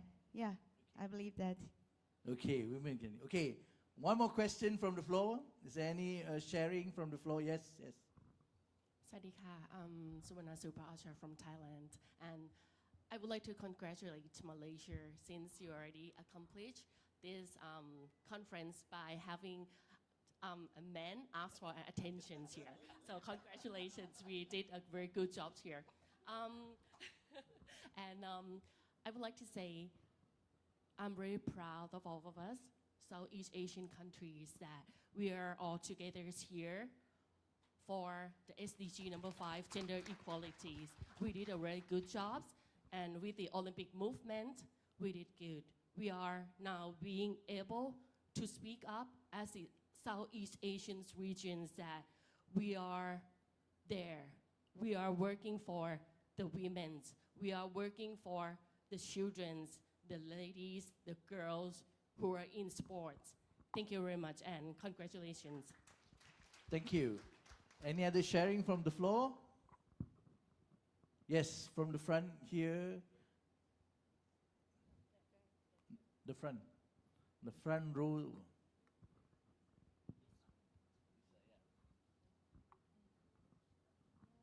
Thank you, and thank you everybody for a really interesting panel. So I have one question for you, because I know the work that you do can at times feel hard and progress can feel slow.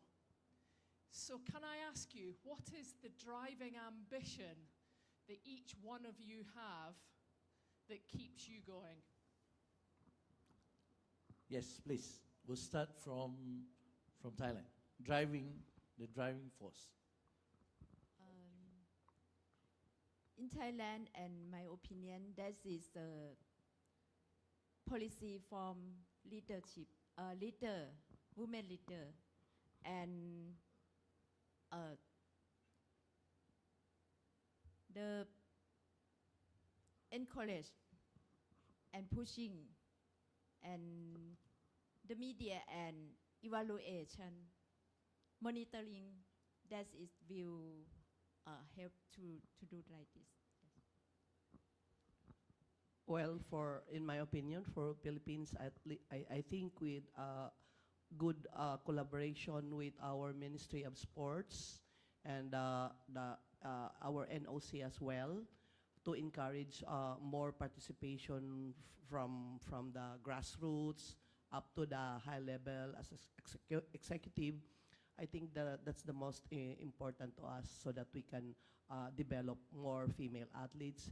And of course, I would like to take this opportunity to thank the organizing committee of this seminar and our neighboring countries, Southeast Asia. Now we are starting embracing each other to develop more women's participation in sports. Yeah, I think personally for me, my opinion is about, at the end of the day, what do you want to achieve? And then what do you see, perhaps not only in your lifetime, but in your future generations, like your grandchildren, your great-grandchildren. What kind of future you want to envision for them? And I want that future to be a better one, a brighter one, yeah. So, and also I want to take this opportunity to also thank our organizers for this conference. I think it's a very good sharing of all the different ideas, a lot of insights from our speakers, definitely some that we'll bring back and we'll try and see how we can put them to good use. Yeah, so we're appreciative for this. Yes.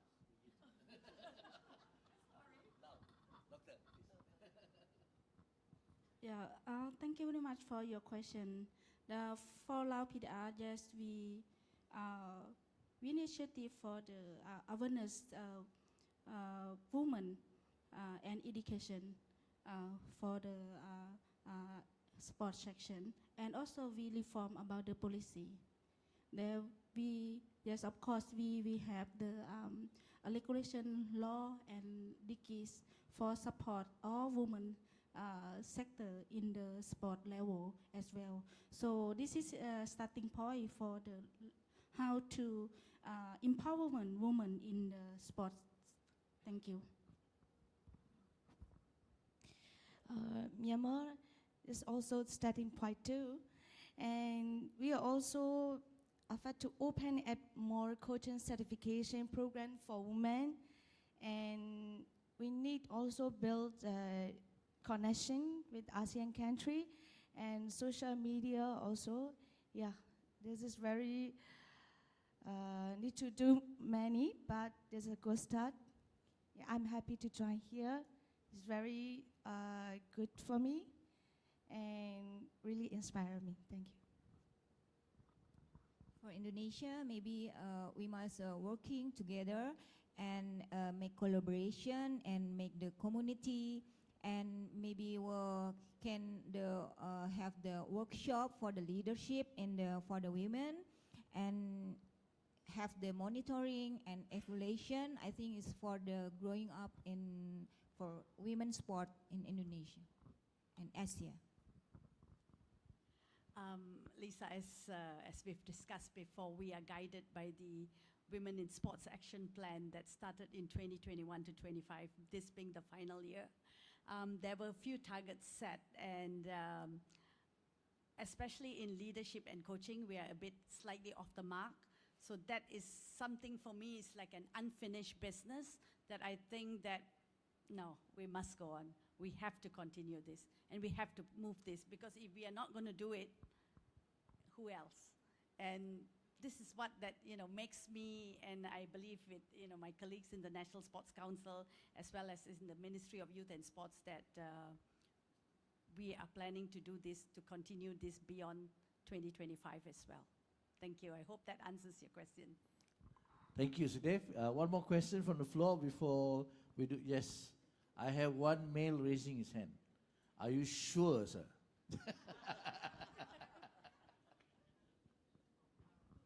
I'm sure I'm a male. Thank you very much for the opportunity. Okay, as a person involved in sports, traveling around Asian countries in Asia and even in the Europe countries with the sports of karate, and comparing to the past 10, 15 years, now the situation is a bit different.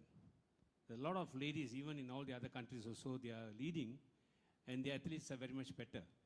Okay, the ladies has already given us an awareness for the men from the home as a mother, sister, wife, and we know that we have to support them. And the doors are open, of course, and the men, of course, has opened the doors for the ladies. And in Malaysia, we see we are doing a lot of programs. The ladies are really leading, and we are here to support you all. Thank you very much. Thank you. That's not a question. I'll take one more. But it's very good feedback. Thank you very much. And one more from the floor? Oh, yes, that's in the mid-section, yeah.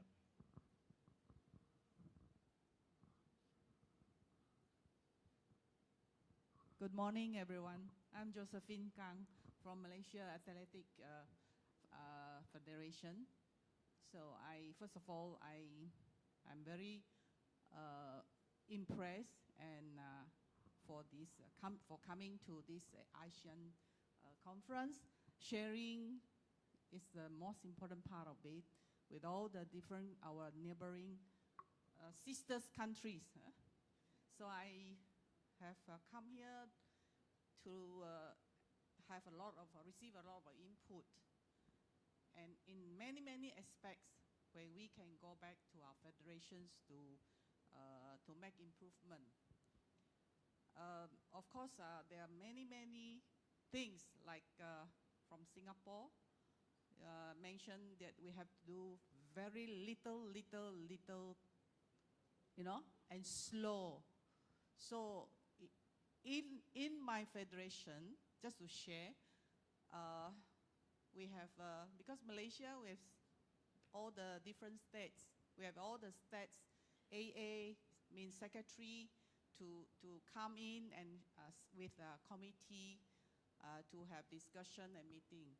So I think Madam Sudeb also understand every association in Malaysia, we have all the different states to handle. So to take action, one action, my sharing, I'm collecting data for women in my athletic federation for the last 3 years. And it's so slow that I can only collect less than 100.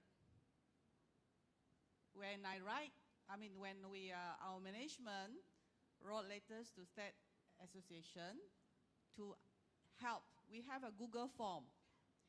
Those statistics on Malaysian athletics in admin, for women, in admin, athletes, coaches, technicals, and wherever role. So it takes me 3 years.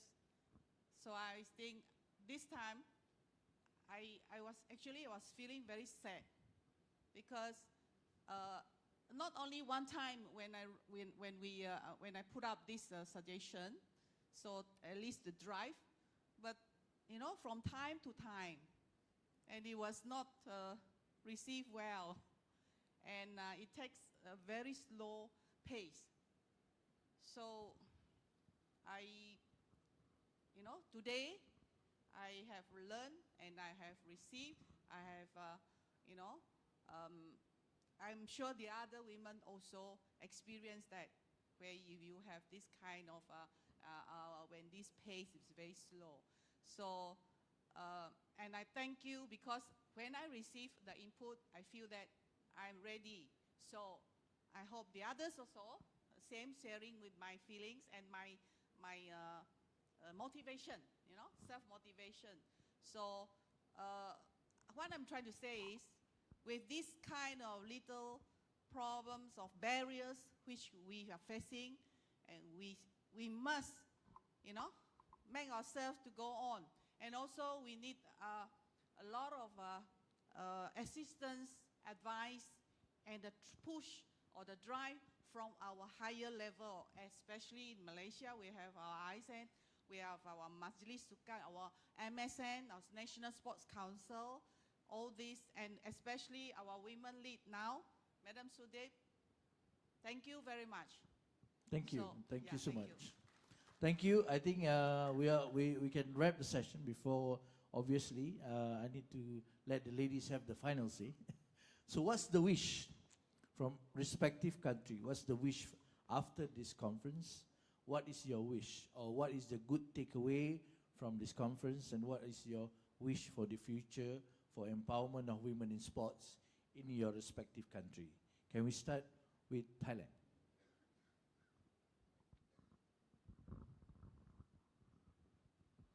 Yes, for Thailand, I think from this conference, we get many knowledge or sharing from the keynote speaker or another ASEAN delegate country.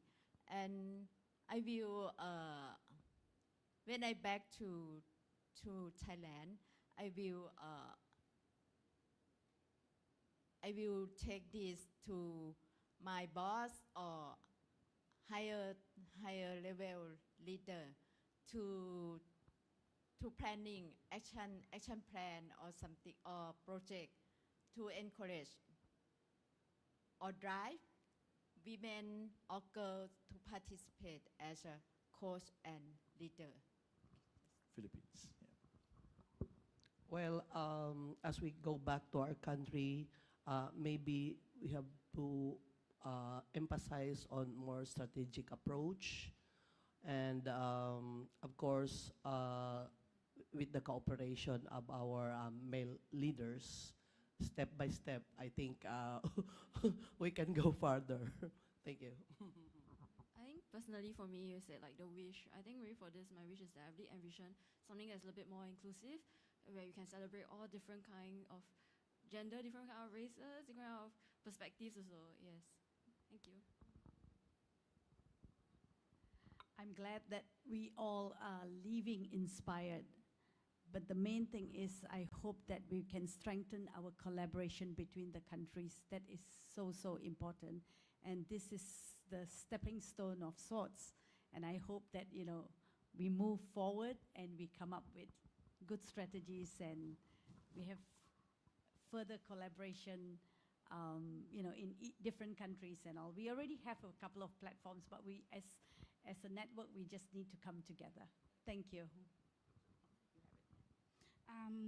First of all, I would like to say thank you very much for this opportunity. I have chance to attend this event because I'm new. I'm first time to join this. For me, I wish to, you know, this is a good event for me. I think that's especially for the speaker, keynote speaker.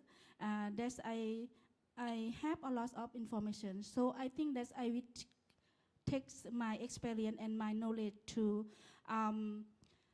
revise again for my action plan and strategy how to support the women, especially for the coaching. That's I quite really interesting for this. And also I will report to minister how to align our policy to policy in Laos and how to align the policy with the ASEAN country. This is my, I think that this is a bad practice for me. I really emotional to develop about the woman gender equality in my country.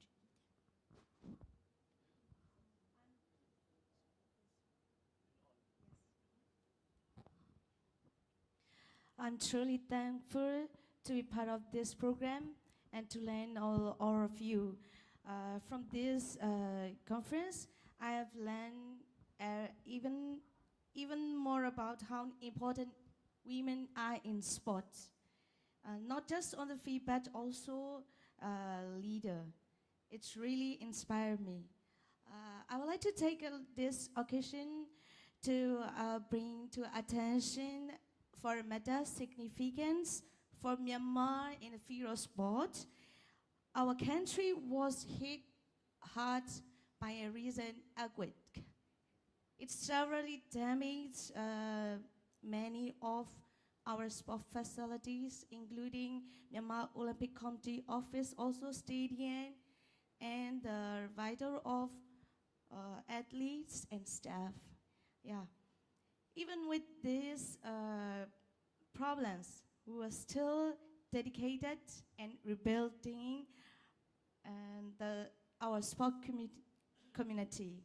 Yes, we sure we will repeat. We'll do it the strength and resolve it. Yes, thank you so much.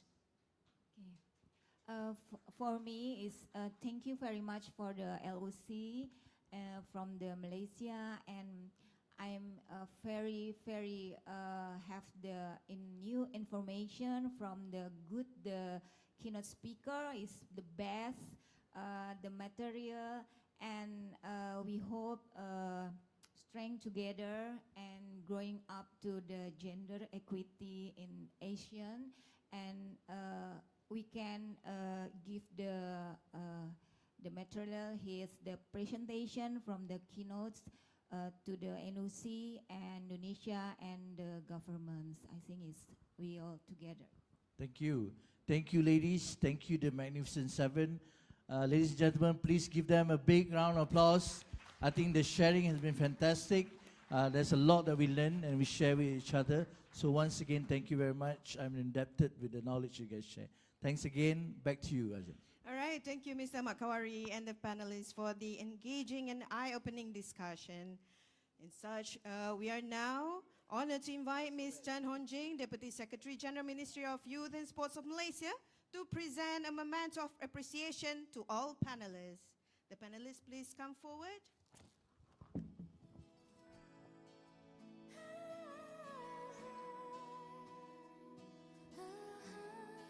Okay, to Miss Dian Wijaja Kusumawati from Indonesia.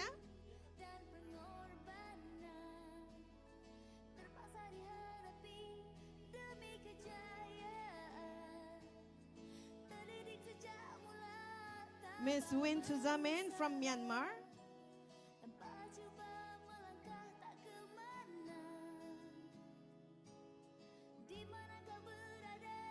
Dr. Vindavong Luang Sitide from Lao People's Democratic Republic.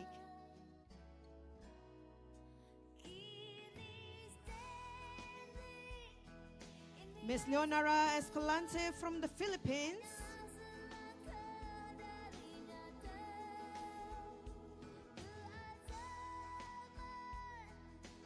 Miss Christy Lai Wee Yin from Singapore.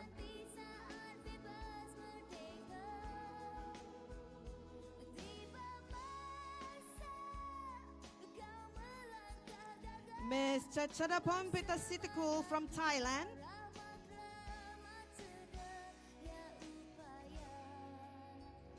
And last but not least, Miss Sudevkar from Malaysia.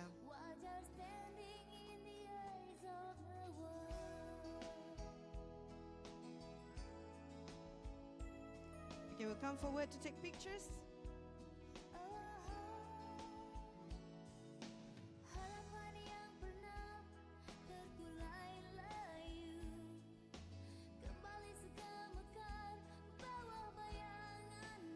Okay, ladies and gentlemen, once again, please give to all the panelists a big round of applause. All right, thank you, Ms. Chan, Honjing, Chekawari, and all the panelists. Kindly return to your seats.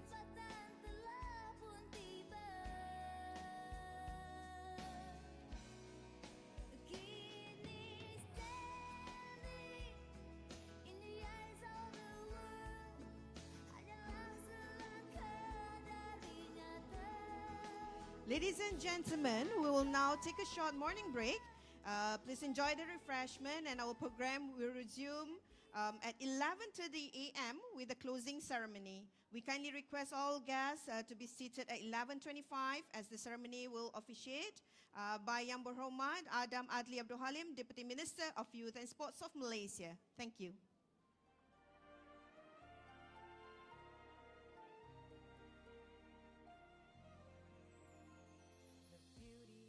Asean shines so bright, standing strong in the light. From dawnlit shores to twilight skies, together spirits high. Rhythms echo, voices sing, a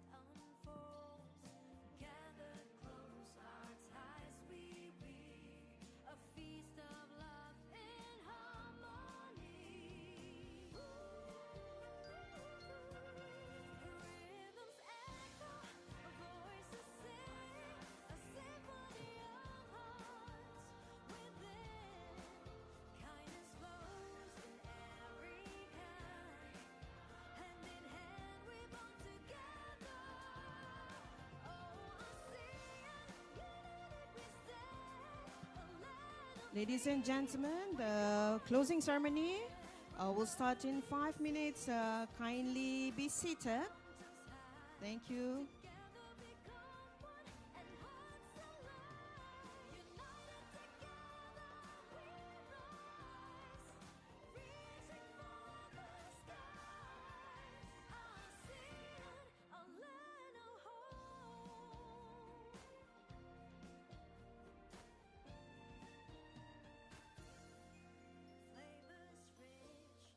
Traditions told in every dish, a past unfolds. Gather close, our ties we weave, a feast of love in harmony. Together we walk, arm in arm, reaching for the skies. Asean, our land, our home forevermore.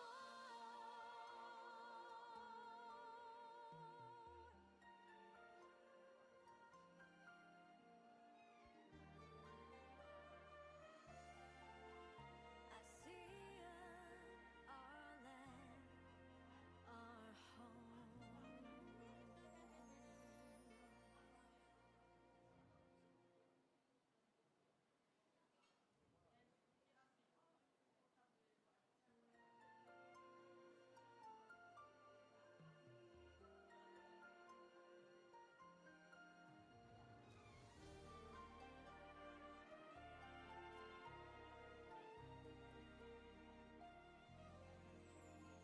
The beauty of Asean shines so bright, standing strong in the light. From dawnlit shores to twilight skies, together spirits high. Rhythms echo, voices sing, a symphony of hearts within. Kindness flows in every kind. Hand in hand we bond together. Oh, Asean, united we stand, a land of dreams where cultures span. From rolling seas to mountains high, together become one and hearts align. United, together we rise, reaching for the skies. Asean, our land, our home. Flavors rich, traditions told in every dish, a past unfolds. Gather close, our ties we weave, a feast of love in harmony. Rhythms echo, voices sing, a symphony of hearts within. Kindness flows in every kind. Hand in hand we bond together. Oh, Asean, united we stand. Ladies and gentlemen, I'm kindly invite all the participants and then the delegates outside the hall to come inside because the closing ceremony will start soon. Thank you.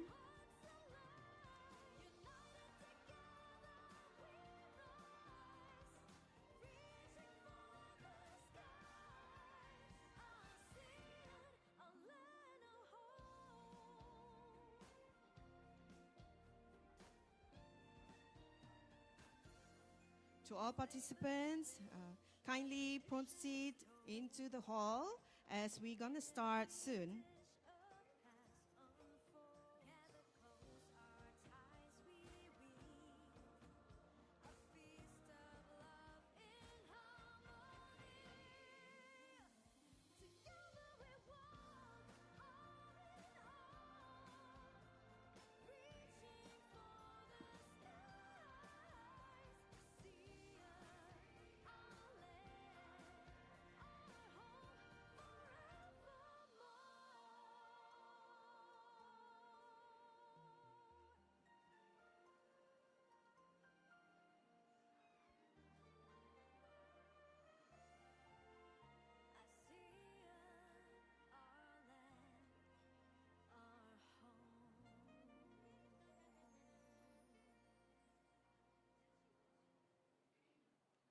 Ladies and gentlemen, please take your seats and ensure your mobile devices are set to silent mode throughout the event. Additionally, we kindly ask everyone to stand upon the arrival of Yang Berhormat Adam Adli Abdul Halim, Deputy Minister of Youth and Sports of Malaysia. Thank you.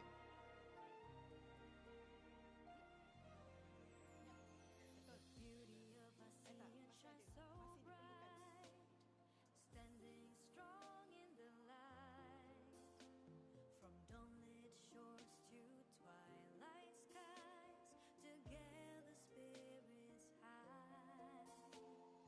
Rhythms echo, voices sing, a symphony of hearts within. Kindness flows in every kind, hand in hand we bond together. Oh, Asean, united we stand, a land of dreams where cultures span. From rolling seas to mountains high, together become one and hearts align. United, together we rise, reaching for the skies. Asean, our land, our home. Flavors rich, traditions told, in every dish a past unfolds. Gathered close, our ties we weave, a feast of love in harmony. Rhythms echo, voices sing, a symphony of hearts within. Kindness flows in every kind, hand in hand we bond together. Oh, Asean, united we stand, a land of dreams where cultures span. From rolling seas to mountains high, together become one and hearts align. United together we rise, reaching for the skies. Asean, a land of hope.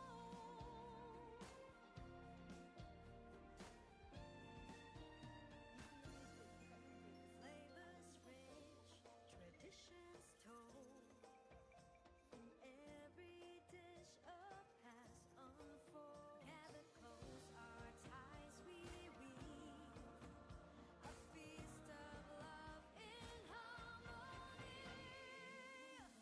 Together we walk, arm in arm, reaching for the skies. Asean, our land, our home forevermore.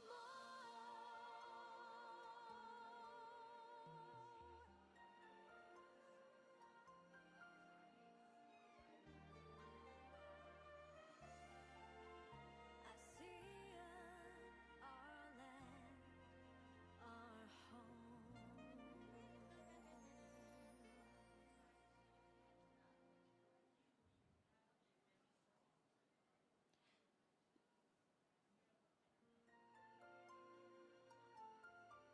Ladies and gentlemen, we are pleased to announce the arrival of Yang Berhormat Adam Adli Abdul Halim, Deputy Minister of Youth and Sports of Malaysia, accompanied by distinguished guests.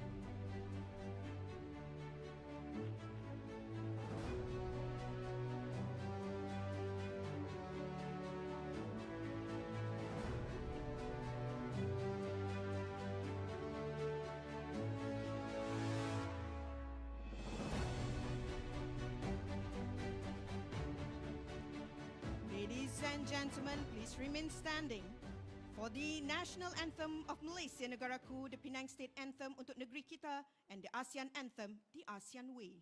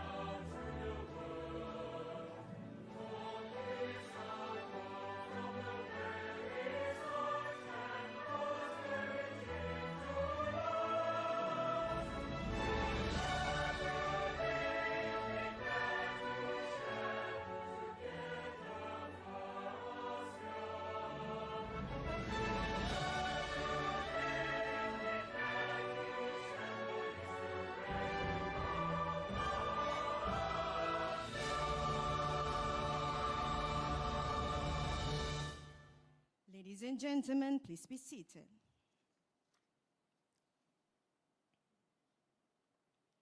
Assalamualaikum warahmatullahi wabarakatuh. Good morning and salam Malaysia Madani. Yang berhormat Adam Adli Abdul Halim, Deputy Minister of Youth and Sports of Malaysia. Ms. Chan Hon Jing, Deputy Secretary General Strategic, Ministry of Youth and Sports of Malaysia. Mr. Jafri Ngadirin, Director General of National Sports Council of Malaysia. Mr. Suhardi Alias, Director of Sports Commissioner of Malaysia. And Mr. Harry Chai, Director of Penang Sports Council. Distinguished guests, ladies and gentlemen, welcome to the closing ceremony of the ASEAN Conference on Gender Equity in Sports 2025.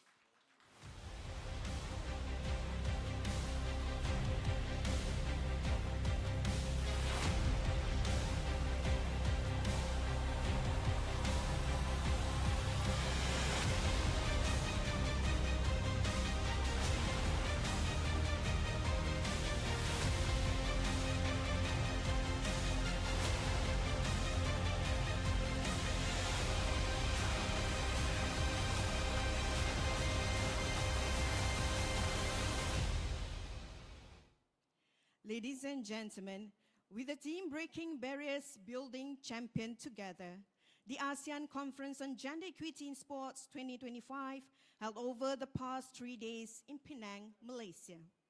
Brought together 200 participants from 10 ASEAN countries, we were privileged to host a distinguished lineup of speakers, including Yang Berbahagia Tan Sri Datuk Sri Dr. Muhammad Nurza Zakaria, the keynote speaker, and Ms. Wan Norazan Wan Mahadi from Malaysia, Ms. Lisa O'Keefe, a speaker from the United Kingdom, Madam Karen Smith and Madam Jodie Cameron, speakers from New Zealand, and Madam Michelle De Hagen, speakers from Australia.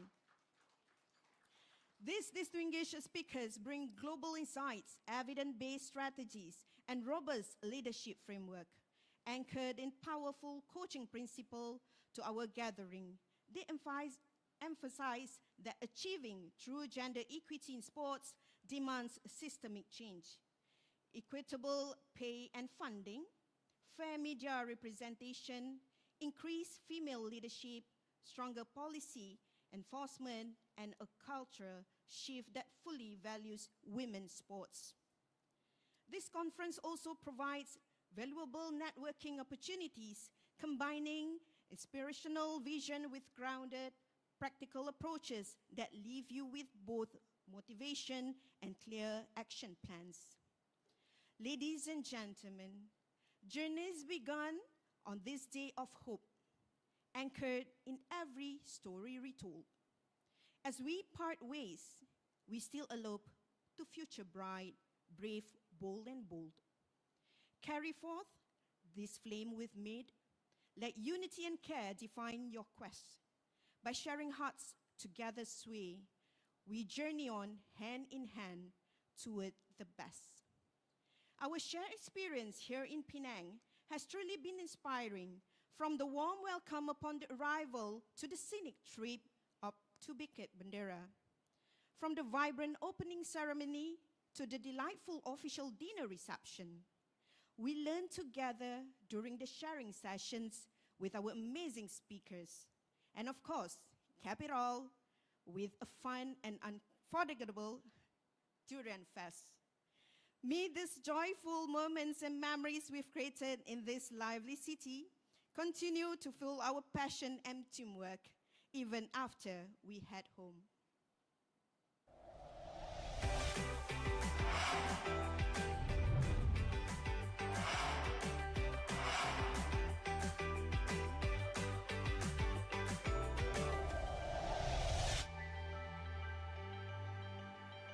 ASEAN Malaysia 2025, ASEAN Conference on Gender Equity in Sports. Welcome to Penang, Malaysia.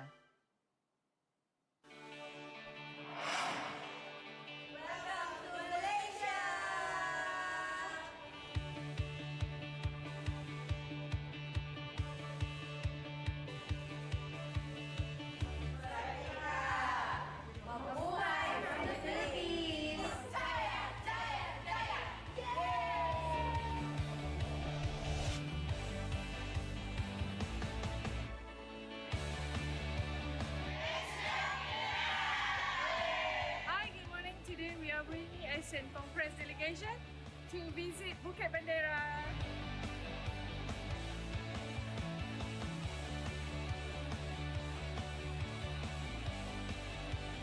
Very beautiful, and the weather was so nice. Yay!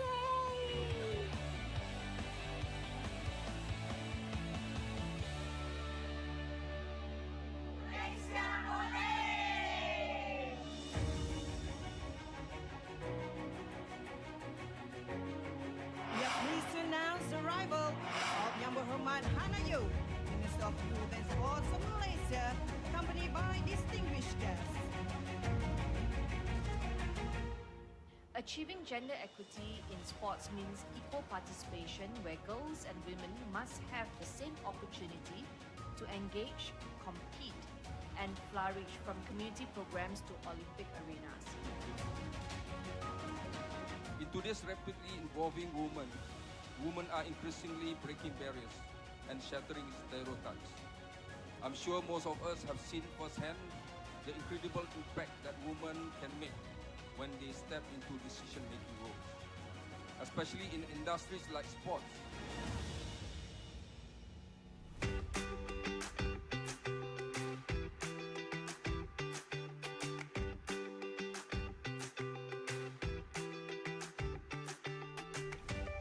Selamat datang and welcome to the official dinner reception for the ASEAN Conference on Gender Equity in Sports 2025.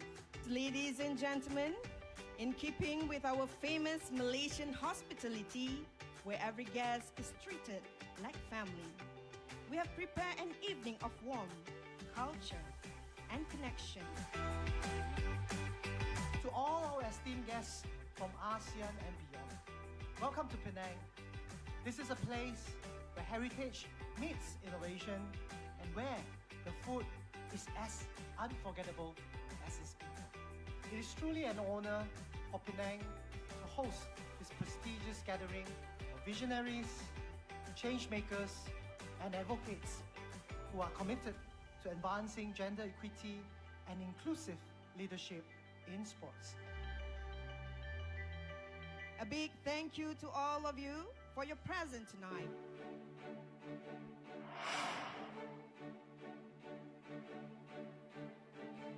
Hello, I'm Marina Chin, and representing the host of this conference, I would like to take this opportunity to thank everyone, the 216 participants, for coming together to help us make this a memorable conference. Asian's Conference on Gender Equity invite speakers from various grounds to share their knowledge and expertise with participants from 10 countries and also from our national sports, State Sports Council, and National Sports Association. This is to allow them to share their experience on leadership and coaching. So among the takeaways that I've gotten throughout the 2 days here at the ASEAN Conference is to build networking, how important it is to build networking with other ASEAN countries so that we know what other people are doing and what comparing to what we are doing, so we can see what are the best practices that we can apply to our different countries according to our different environments.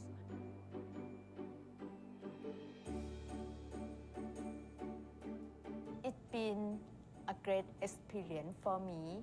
Being here helped me to learn and gain knowledge sharing from ASEAN country and speaker.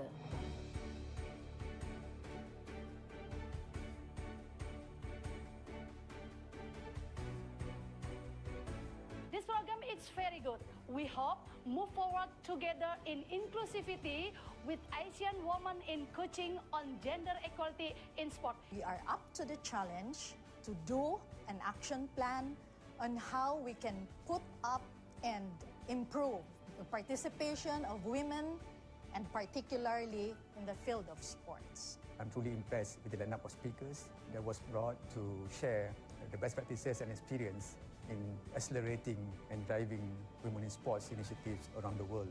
I hope that more women will be involved in sport and getting a better leadership role. So through this conference, we can really empower them to do more.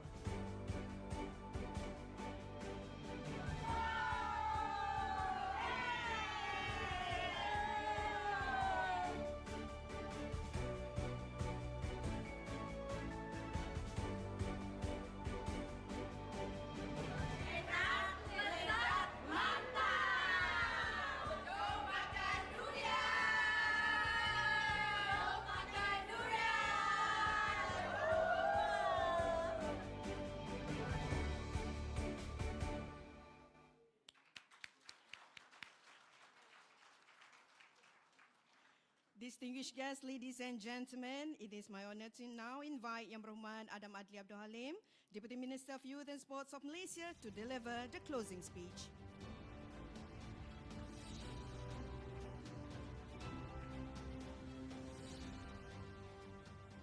Right.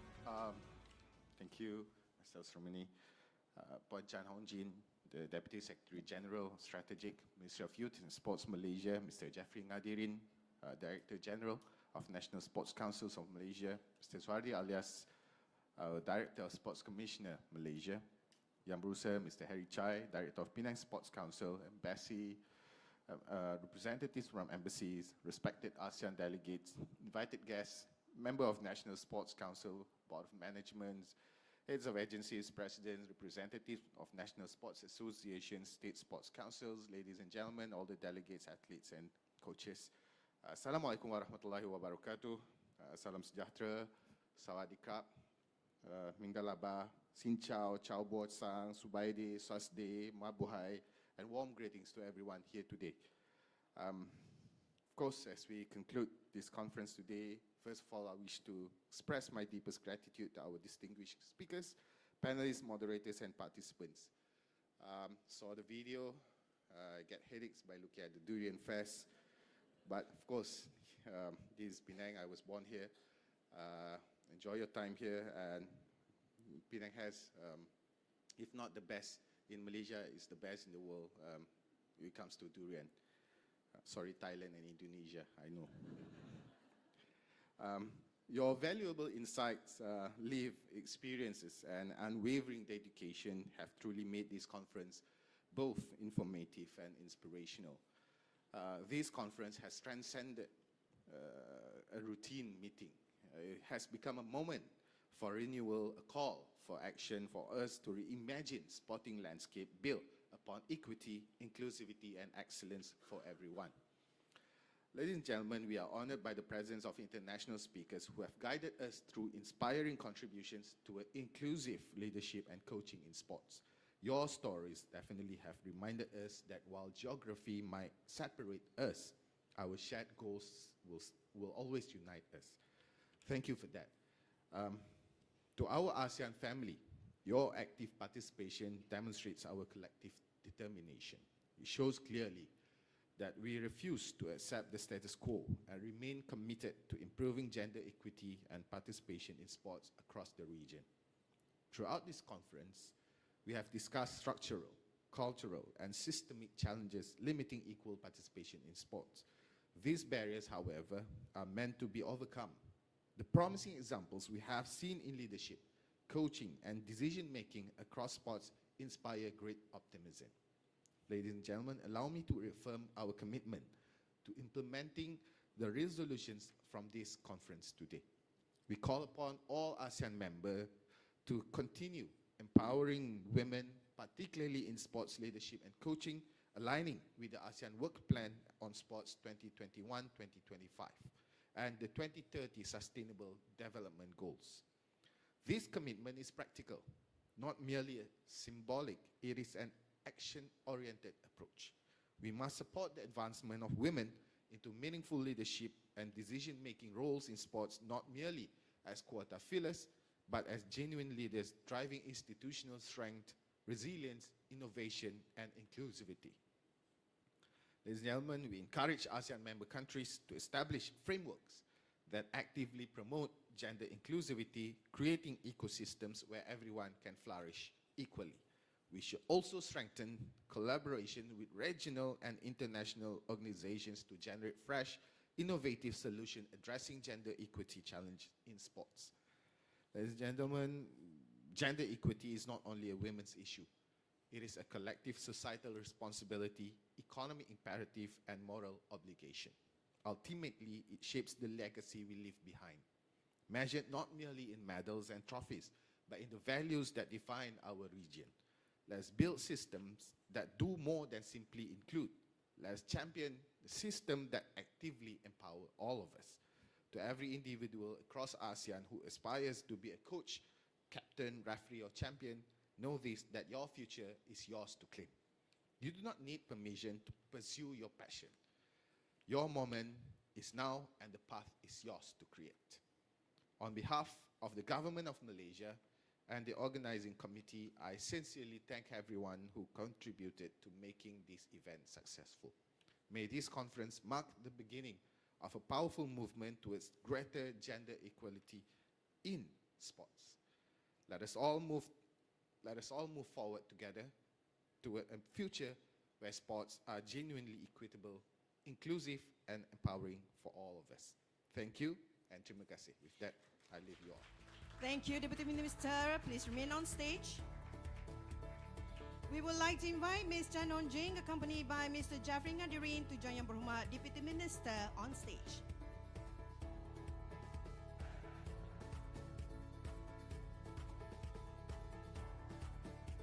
Ladies and gentlemen, Yang Berhormat Deputy Minister, we would like you to place your hand on the palm light.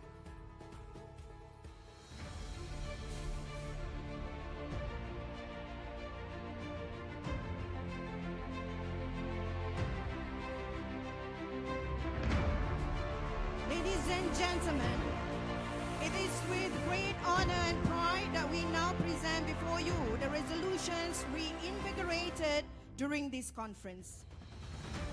This is an embodiment of our collective commitment to advancing gender equity in sports across the ASEAN region. May these resolutions guide our shared path forward, inspiring meaningful change and sustained collaboration.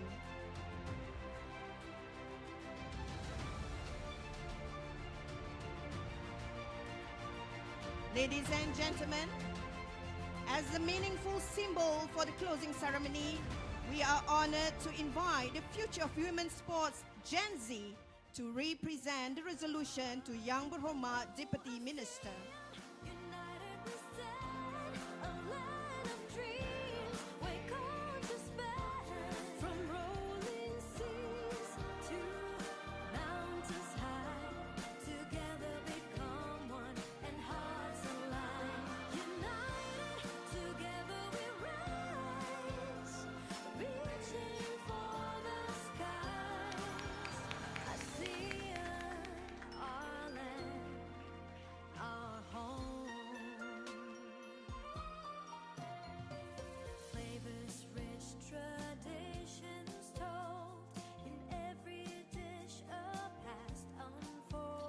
Yang Berhormat Deputy Minister, you may place the resolution on the stand. Thank you.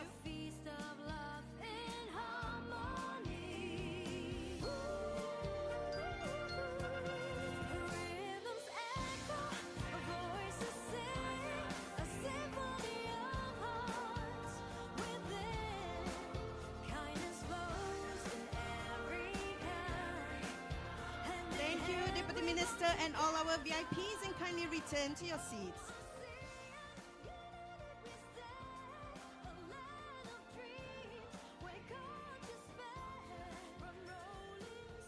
Ladies and gentlemen, as we come to the end of the closing ceremony, we would like to mark this event with a group photograph. All guests and delegates, please come forward towards the VIP, and we invite the cameramen, videographers, and photographers on stage to capture this memorable moment.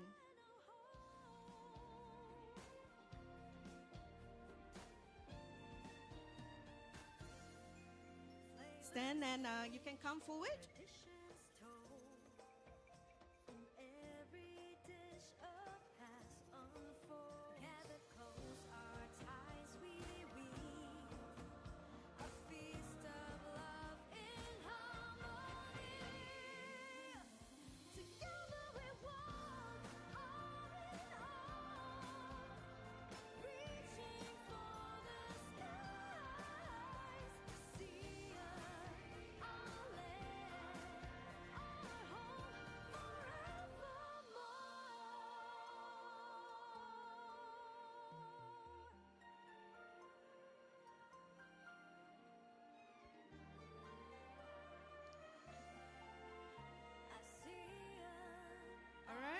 Okay, thank you. Once again, thank you to our distinguished guests, esteemed delegates from the ASEAN region, speakers and participants. As Nelson Mandela once said, the sports has power to change the world. Let us continue to harness that power to inspire, unite, and drive positive change throughout ASEAN. Ladies and gentlemen, on behalf of the Ministry and Youth of Sports of Malaysia, we would like to say terima kasih, thank you, orkun, kopkun, kopchai, aukun, jizu tibade, salamat, and kia ora. Thank you.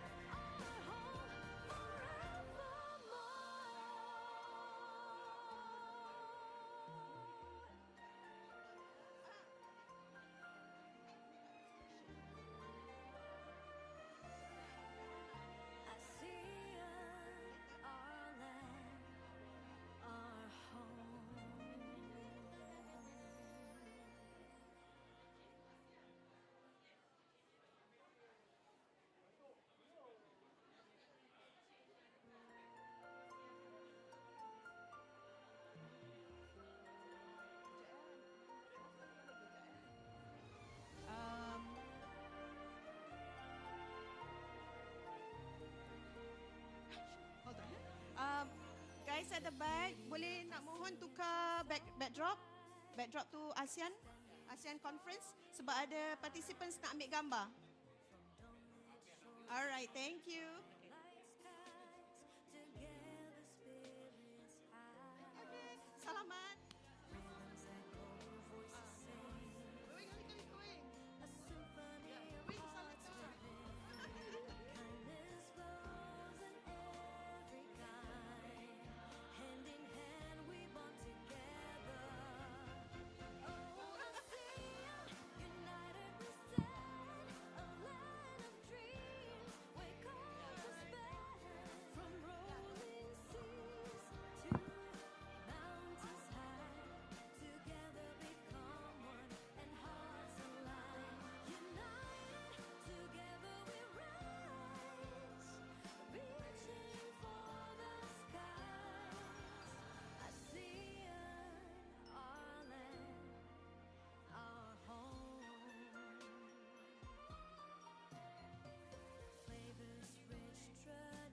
Ladies and gentlemen, the checkout time is at 1 o'clock. You can drop the key, the room key, at the registration counter downstairs. Please check out before you go for your lunch. And for the certificates is ready. You can collect at the end table, at the end of the hall. Table at the end of the hall for the certificate. Thank you.